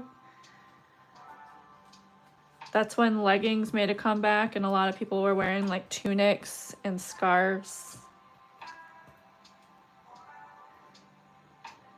Oh yeah, yeah. So like between Y2K and like 2010, when people were wearing the Uggs and like Abercrombie and Aeropostale and American Eagle. Granted, at that time I was like hella emo, so I was into like the Converse and Vans and stuff.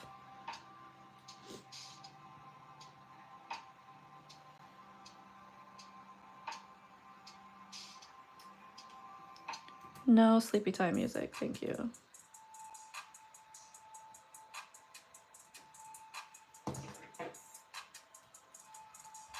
Right now though, like looking at right now, I'm not sure what a distinct style would be.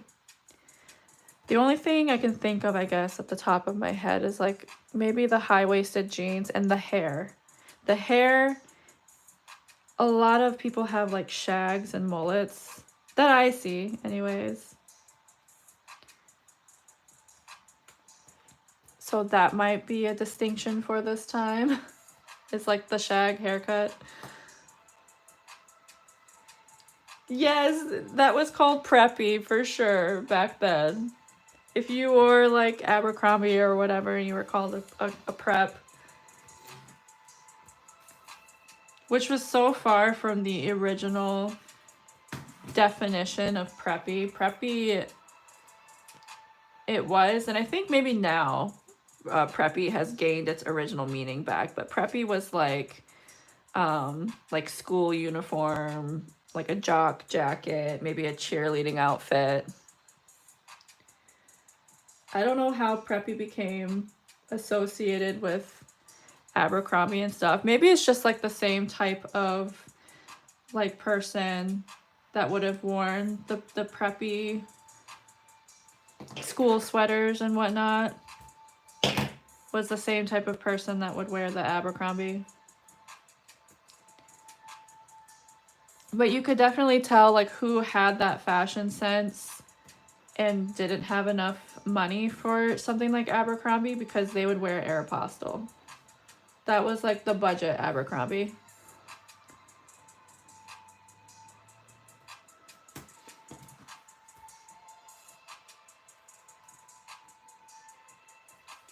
I think I might do a happy accident soon here.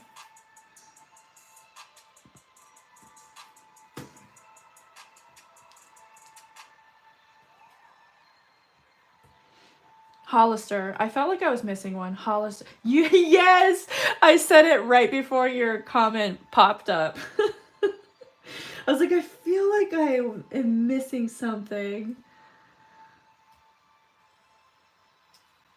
I did have like a few months right after graduating high school where I was going through a phase where I just wanted to kind of be normal. And I think every alt person goes through those phases every now and then.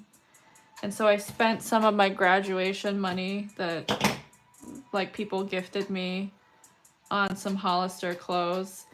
And in fact, I still have 2 shirts that I bought. Actually, I think I might have put one up for sale and like sold it, but I still have one.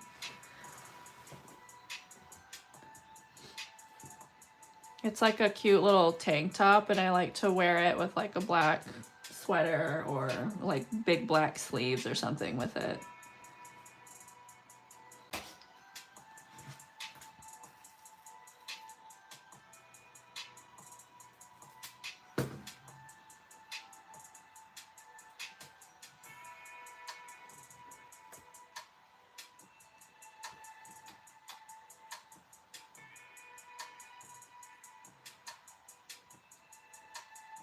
clamshell toe Adidas. I don't remember those. I'll have to look up a picture of it later or something.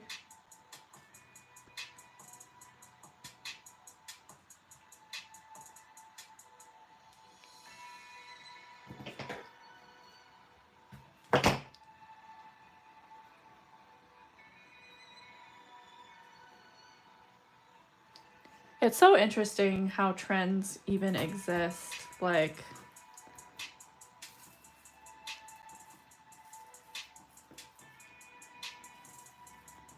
I don't know. Like, why do we all like to look the same? And you know what? They probably were obnoxiously bad. Like, you were being objective about it.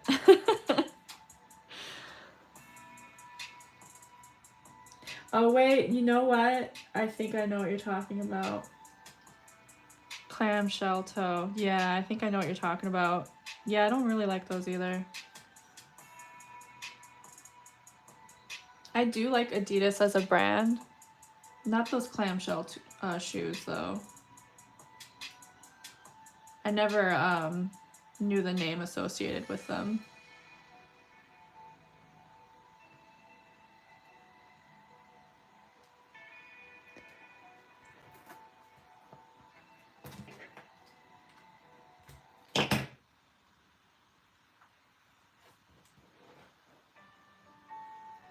For me at that time, it was all about like Converse. I didn't have a pair of like any super cool Converse, but some kids would be wearing like the knee-high Converse and stuff. And I also really liked all the skateboarding shoes. So like Vans is still popular today, but I think in a different way. Like a lot of people like to wear the canvas shoes. I actually have a pair, but the Vans that I wore were like the big, like chunky shoes that were intended for skateboarding. And then there was also DC brand, and I forget what else. Let's see, load on green second.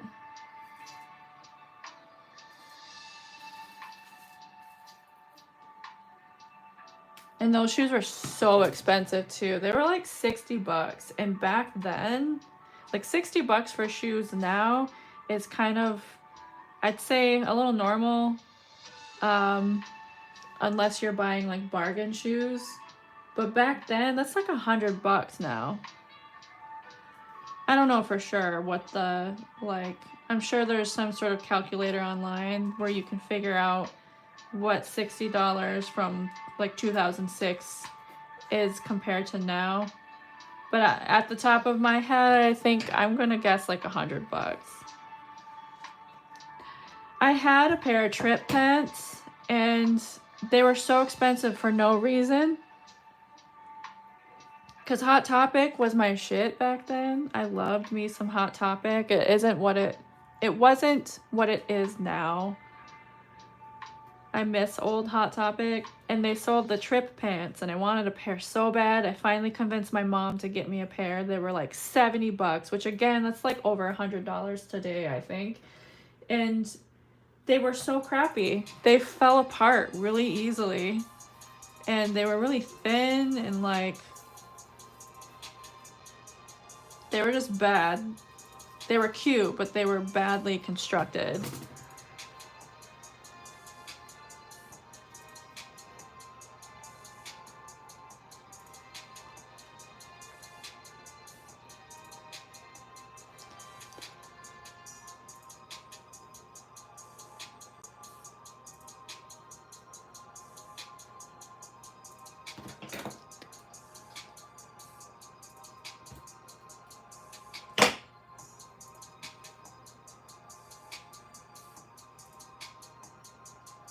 It just gives me an idea about something to do for the channel though, because I like playing with primarily ribbon skirts.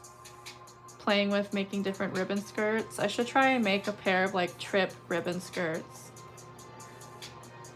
Ribbon skirt, I mean. Like make little bondage belts out of the same fabric and then grommet some metal holes into them and string them to the maybe the waist of the ribbon skirt. That would be fun.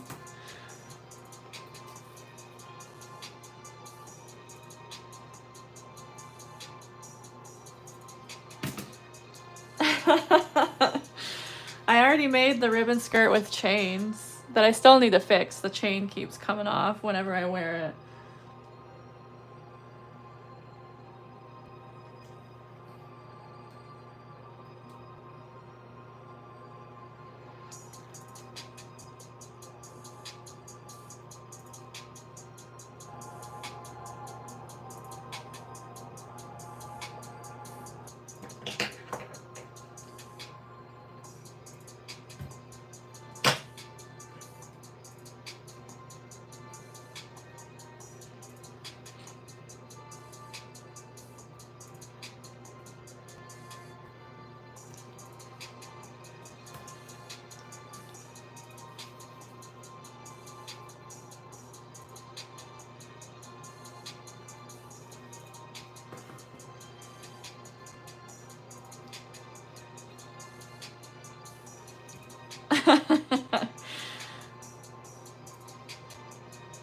We're just gonna make everybody nostalgic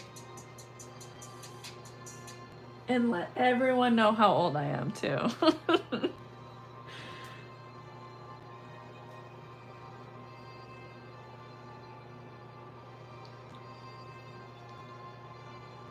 Yeah, I mean, having pockets in your ribbon skirt used to be such an exciting thing, and now it's starting to become standard. So now to elevate the pockets. All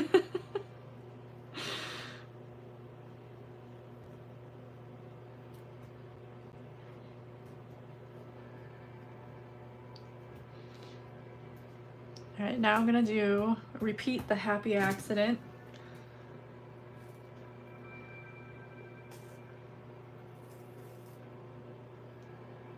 If you're wondering what I mean, earlier I made a mistake and I accidentally did 2 green in a row. So now every now and then I am repeating the happy accident.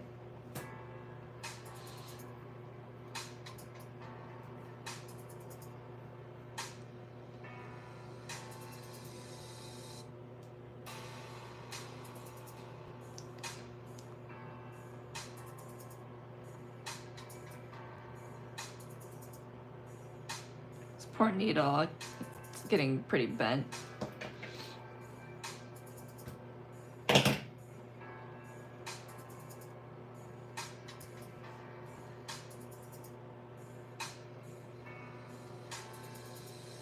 With a whole skateboard in the pocket. Wow.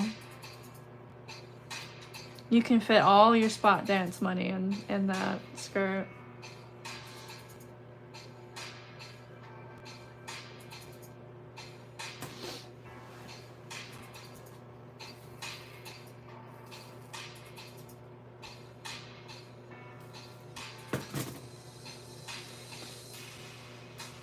Need 2 hands to eat your taco? Put your lemonade in your ribbon skirt pocket.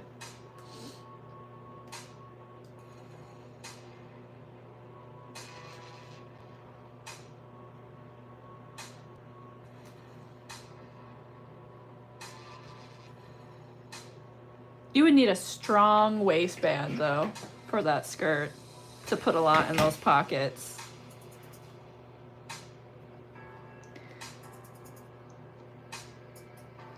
I bought some bargain waistband before, just trying to save a few bucks, not realizing that that was a mistake, because when I made I think like 2 ribbon skirts with that elastic band, and they each have pockets. I can't even put my phone in the pocket without the ribbon skirt like falling, because the waistband sucks. So don't buy the bargain waistband because it's cheaper. Buy the good stuff.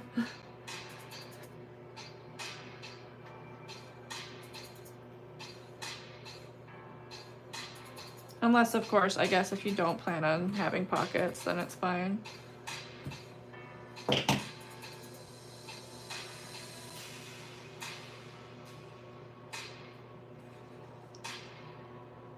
the Stanley Cup holder purses.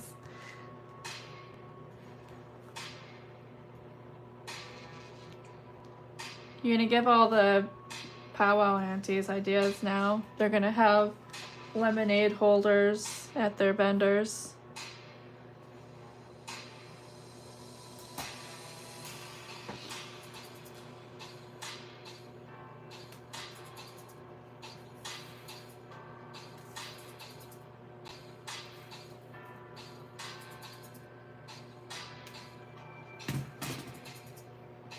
I was just thinking it's gonna be like that fleece with like the geometric designs on it.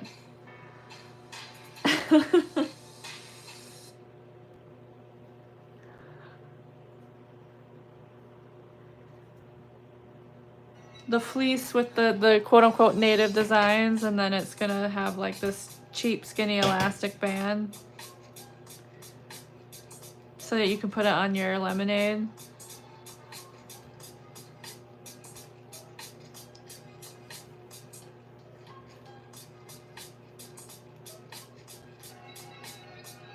I did buy like a steering wheel cover from a powwow one time, and it's that fleece, the native design fleece. I bought it like 6 years ago, and I still have it on my steering wheel. In fact, I switched cars. Took it off the steering wheel, put it on the next one. I love that thing.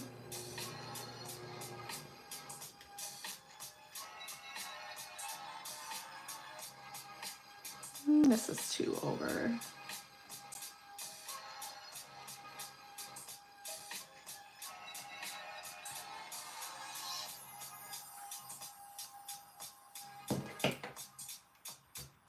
You know what? I don't know why I didn't think of this until now. My mother makes cups. Like, that would be an idea for her.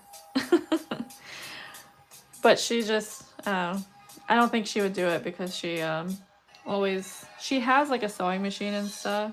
But every time she sets out to sew something, she ends up like begging me to take it over and finish it because she doesn't like sewing.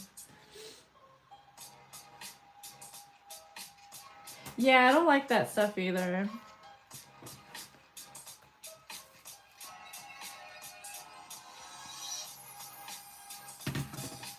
In fact, I think my powwow actually rejected a couple vendors that do that.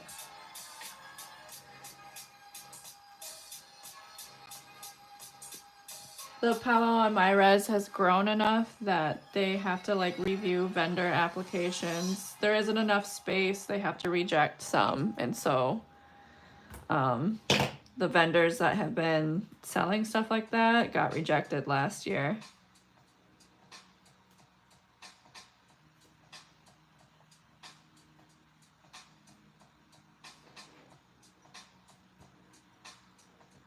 And I want to say part of that is because some of them aren't even like for my powwow, you have to be native and like associated with a tribe to be able to sell. And I don't think the actual people that are selling are. I believe they just use other people's like tribal affiliation and have those people sign up for them.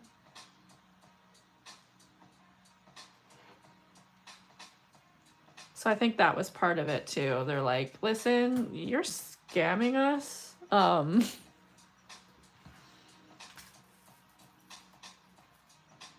I'm sorry, but you cannot sell with us.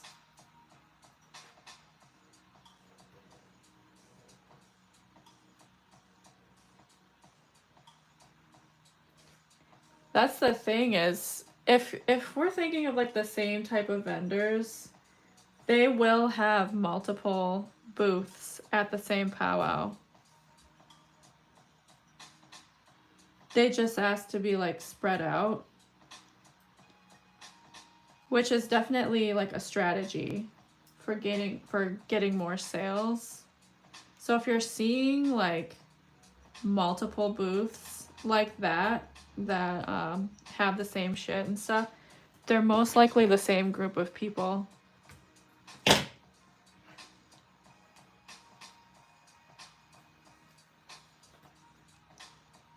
Do they also sell kind of like hippie stuff too, or like stuff that you would associate with hippies? If so, then we're thinking of the same group. Oh, I made that. This is a little too far over. I'm gonna send it back through and try again.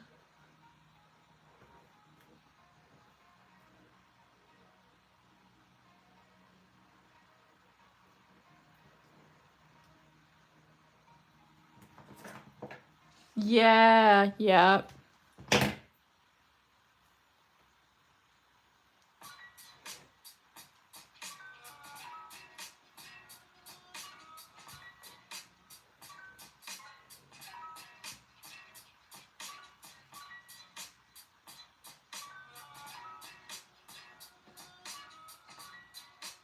Yeah, I don't really like what those booths are doing.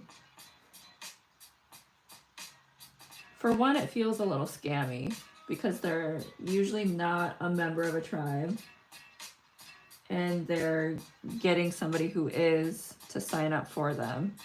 I don't know how they do it, who it is that they're doing it for them. Maybe they're offering them some money or something. But also it just, a lot of indigenous communities are really trying to reject capitalism as much as they can, and that just, the way that they conduct business just feels so like capitalist and just not what powwows are intended to be. Yeah, they attract the hippies, they attract the kids. They attract people who have like niche interests, who might like a Pokemon bag, and because they're at a powwow, they feel like they're buying something really unique and cool. Whereas, you know, I'm not sure what area you're in, but we're talking about the same thing. Where did you say that powwow was at? The big international powwow at one of the colleges.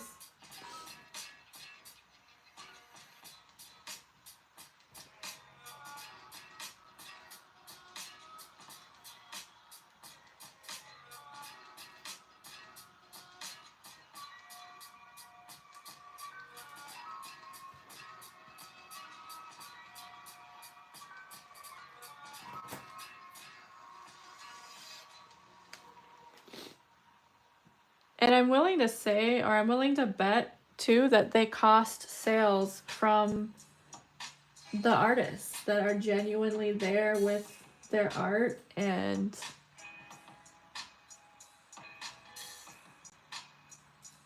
yeah.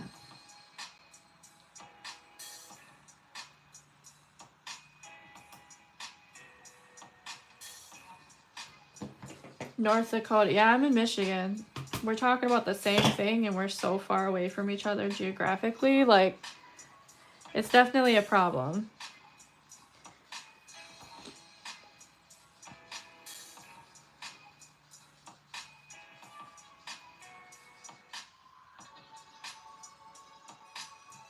Oh, I found that rogue bead that went missing. Picking it up.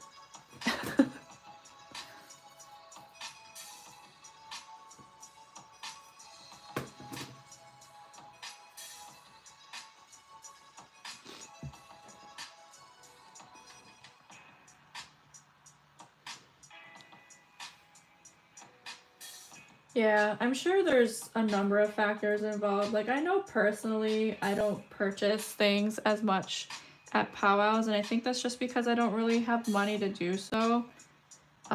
Sadly, we're like in a recession, basically. Everything costs so much, and we don't make enough money to pay for everything. And so the booths that are selling nonsense are definitely stretching our last dollars so much that we're unable to purchase things from the booths that actually like deserve to be there.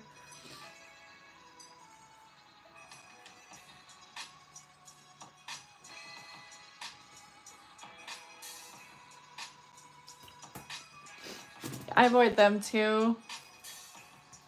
A lot of people sadly don't really understand what they're doing when they check those booths out.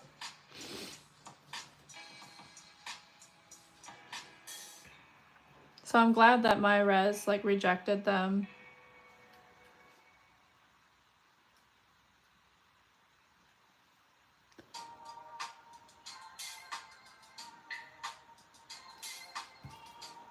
I'm glad for the vendors too, not just the people, because like my res is out of the way.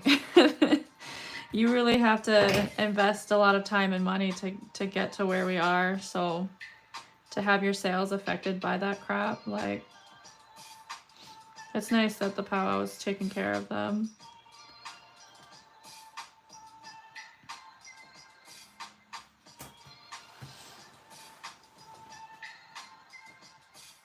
Oh wow, that's a long way.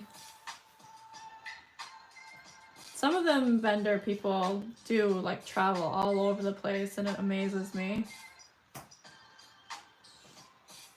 I think there was a little teeny powwow. I've vlogged it before. It's the Sugar Island powwow, and there was a booth of a couple Navajo women that were selling different things that they made, and they were also selling like rocks and crystals. They were super cool. I loved them.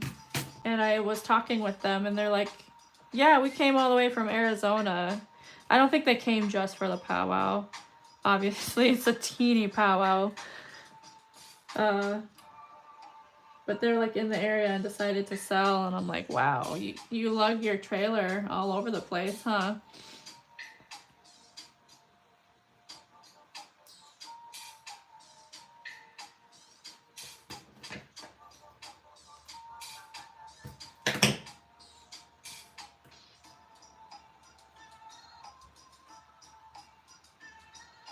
Yeah, the more like non-simple a skirt is, the more it costs you to make. So I definitely understand like wanting to keep them simple so that you don't have to charge a lot, and thus they become more accessible to people.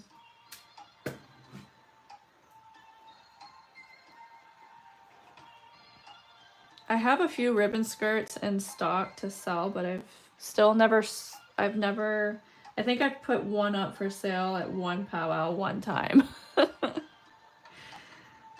Because my mother begs me to make stuff to put with her stuff in a booth, just to make her booth more interesting, I think.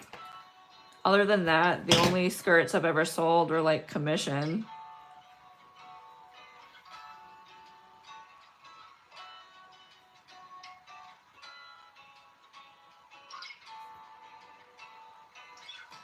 Like I just had to make 10 of them last month.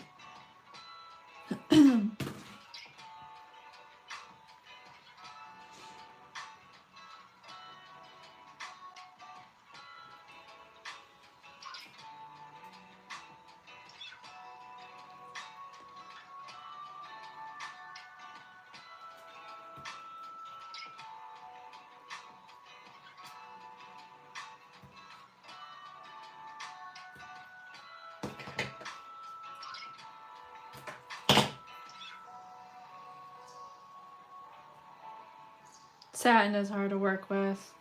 That's what I made those 10 ribbon skirts out of, and I will never do a bulk order with satin ribbon or satin fabric again.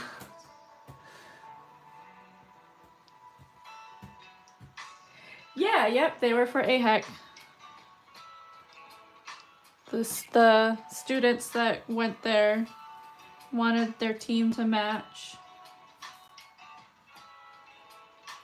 I did it for them last year too.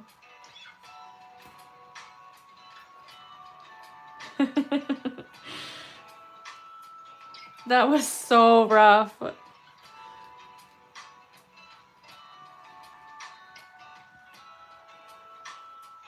I definitely underestimated how much time it was gonna take me to do that.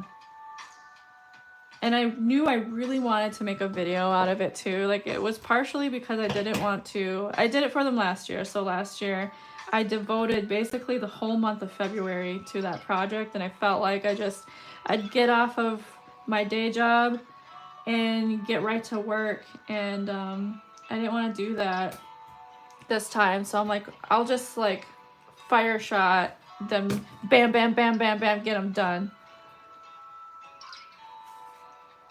But the only time I could devote to that was the weekend right before they needed it, because we had like round dance and like there was Valentine's Day. I had plans with my family and stuff. So yeah, the only reason I had to like stay up at all hours of the night was because of they needed them within days, and I had told them that I was gonna get the skirts and vests to them by a certain date, and so I was 2 days late for that. I got them. So to add on to this didn't make it into the video, but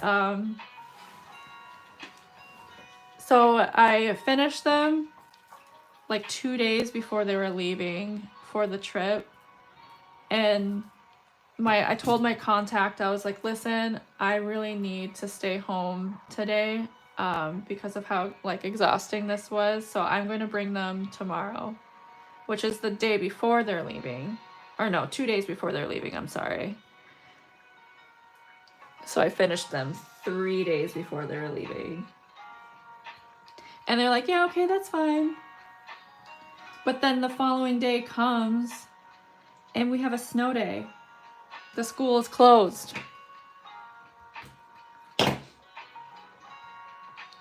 And so, like, saying that they're leaving 2 days later sounds like a lot, but on the day that they're leaving at like 6 a.m. So they really needed it that day. So one of the people going to AHEC, one of the coaches, the employees, they lived near me. So they came to my house to pick them up.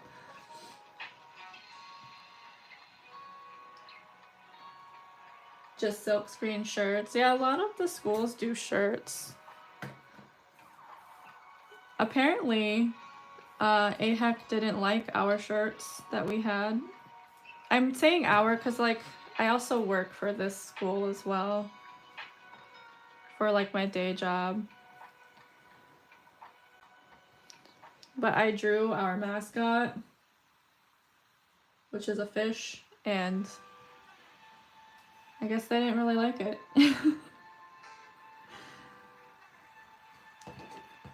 I'm saying that because we know for a fact AHEC actually, or somebody, I don't remember who, I wasn't there, actually said, can you not bring these next time?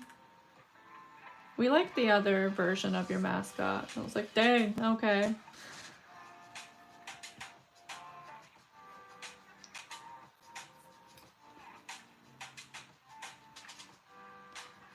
Yeah, the fish that I drew is kind of more like a goofy, cute kind of fish. And this is the actual, like, the actual drawing of the mascot. This is what they wanted. They didn't like the cute fish.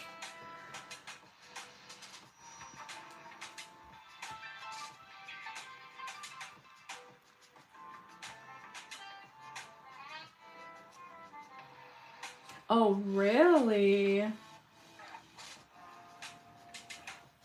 Oh, wow. I haven't been working at this school for even a year yet. Next month will be a year. So I don't know a whole lot about AHEC. Let's see.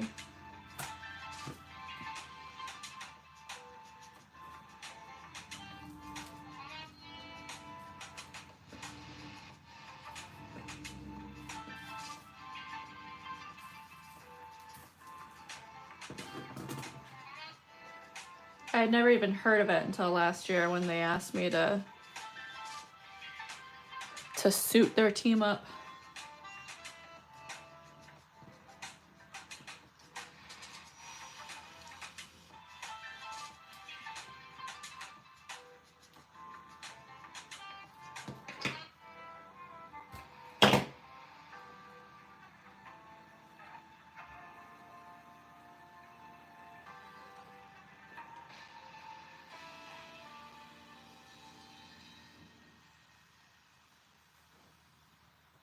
Oh, you think it's like a matter of the location?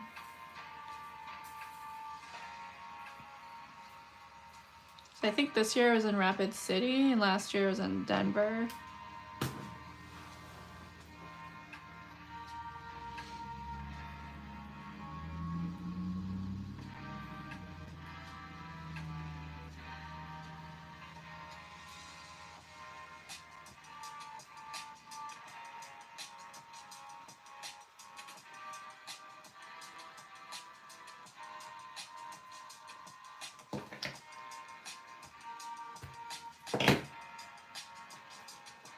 Oh, good to know, good to know.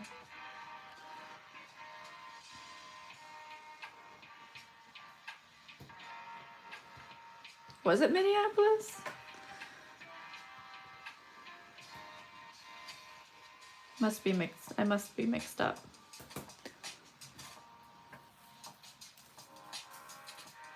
I don't know what made me think Denver.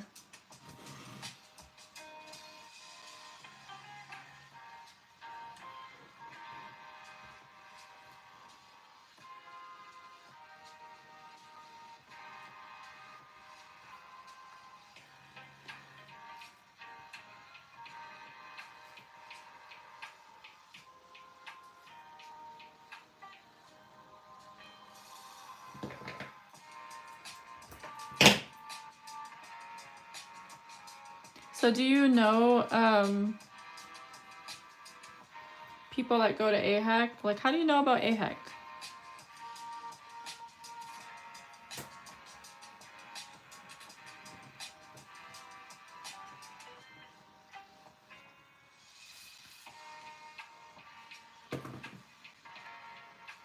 North Dakota?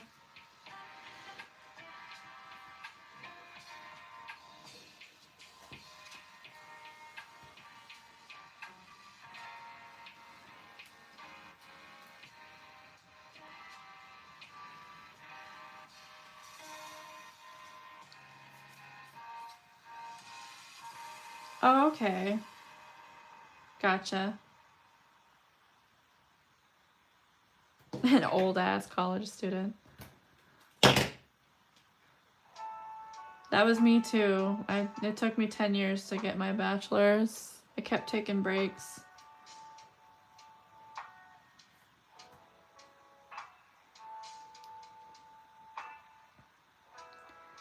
I think now I make a switch. I did my happy accident. So now I need to make green the second.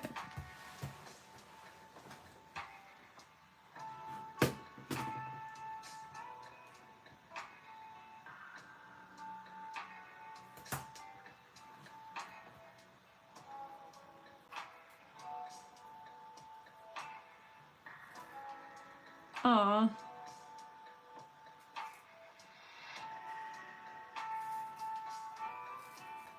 I was low-key hoping that I was gonna get asked to go because I do marketing at my college, so I'm like the sole marketer.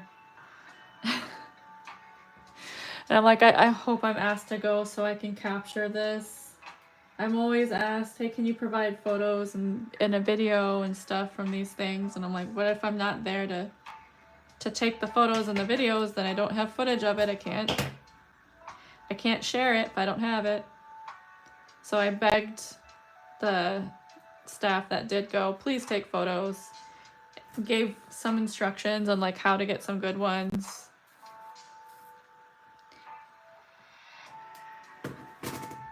I'm not gonna lie, a lot of the photos and stuff aren't really good to work with.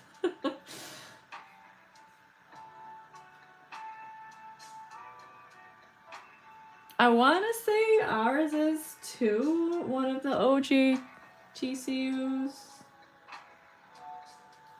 I'm not sure though.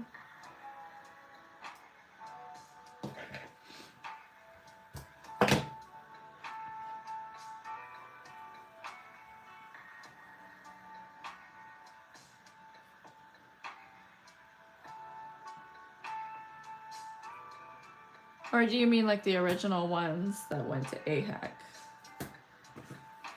I was thinking like one of the original created ones.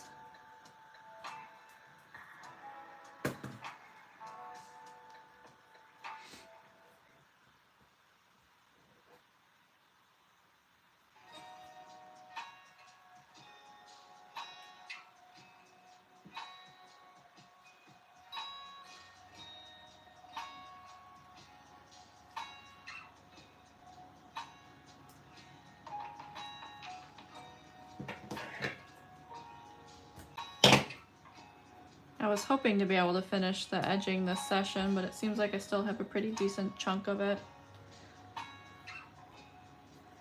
I'll probably stay on for like another 10 minutes.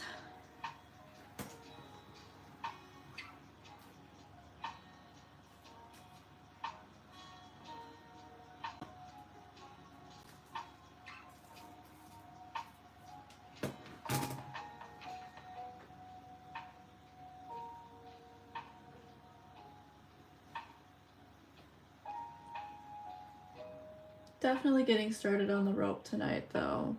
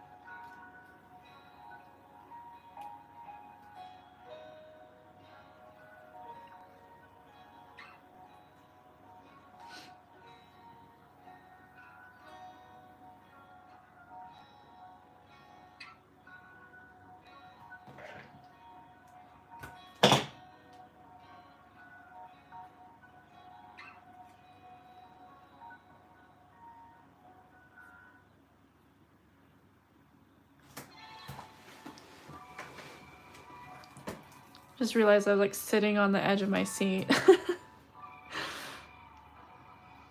like, man, why does my bum kind of hurt? Oh, that's why. Sit on the chair.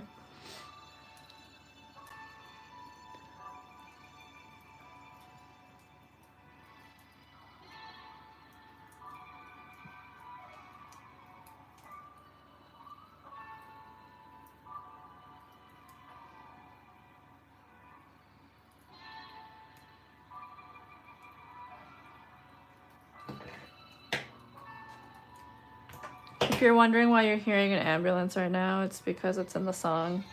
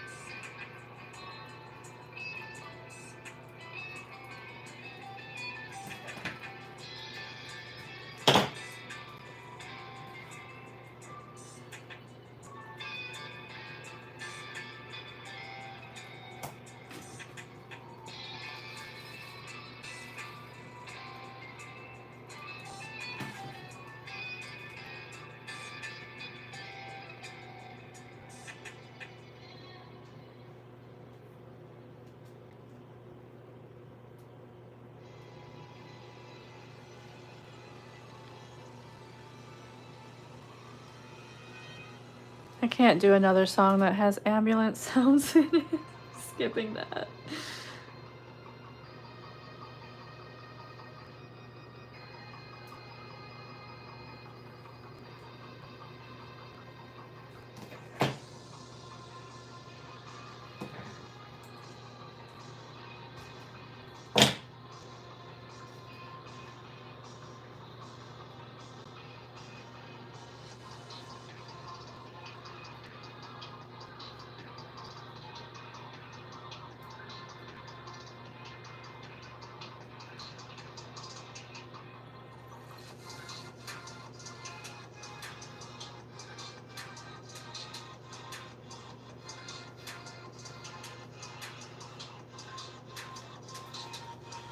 I guess that last row is kind of temperamental.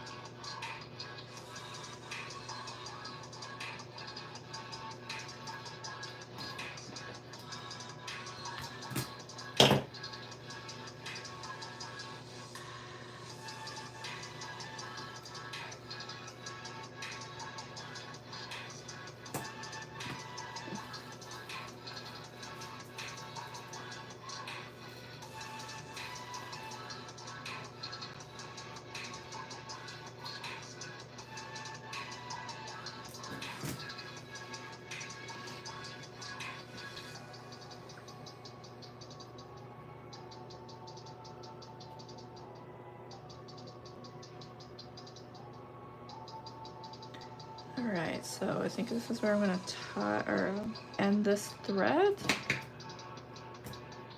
It's getting short.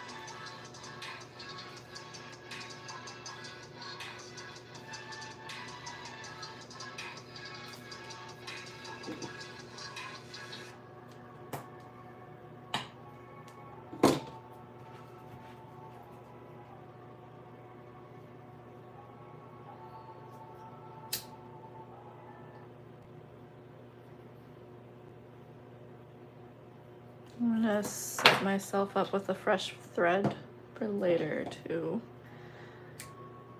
do future me a favor.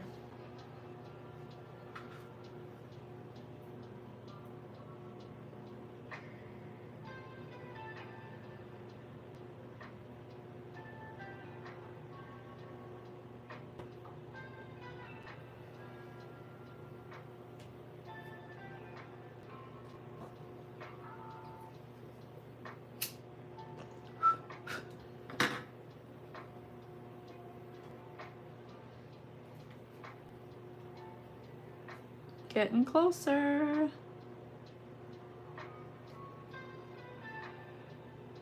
I can smell the end of this project. Or is that the smell of burnt thread? Maybe a little bit of both. Come on, I'm trying to bury this knot kind of down in there, but angle the needle up so it comes out where I want it to. There we go.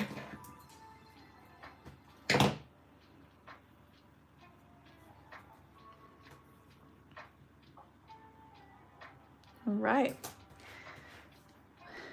Well, it's officially 20 minutes past when I wanted to end. That's fine though. I was really trying super hard to get all of the edging done this session.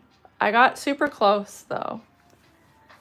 But yeah, it just didn't happen. That's okay.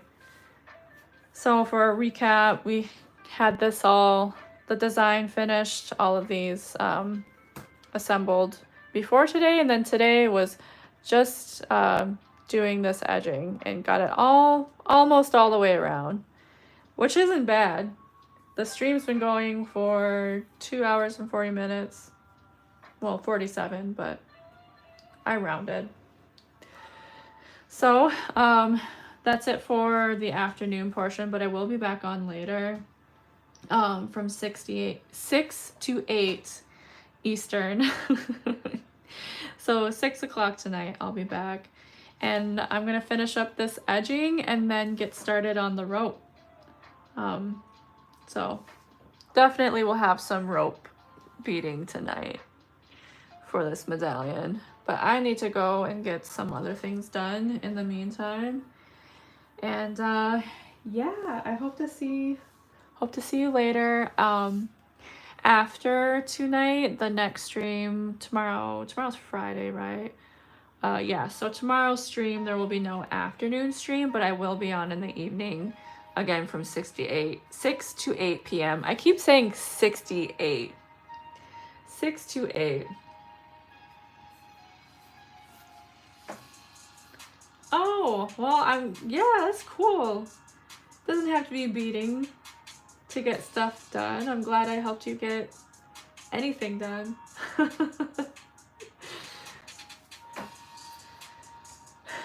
But yeah, okay, I'm going to sign off and I'll see you guys later.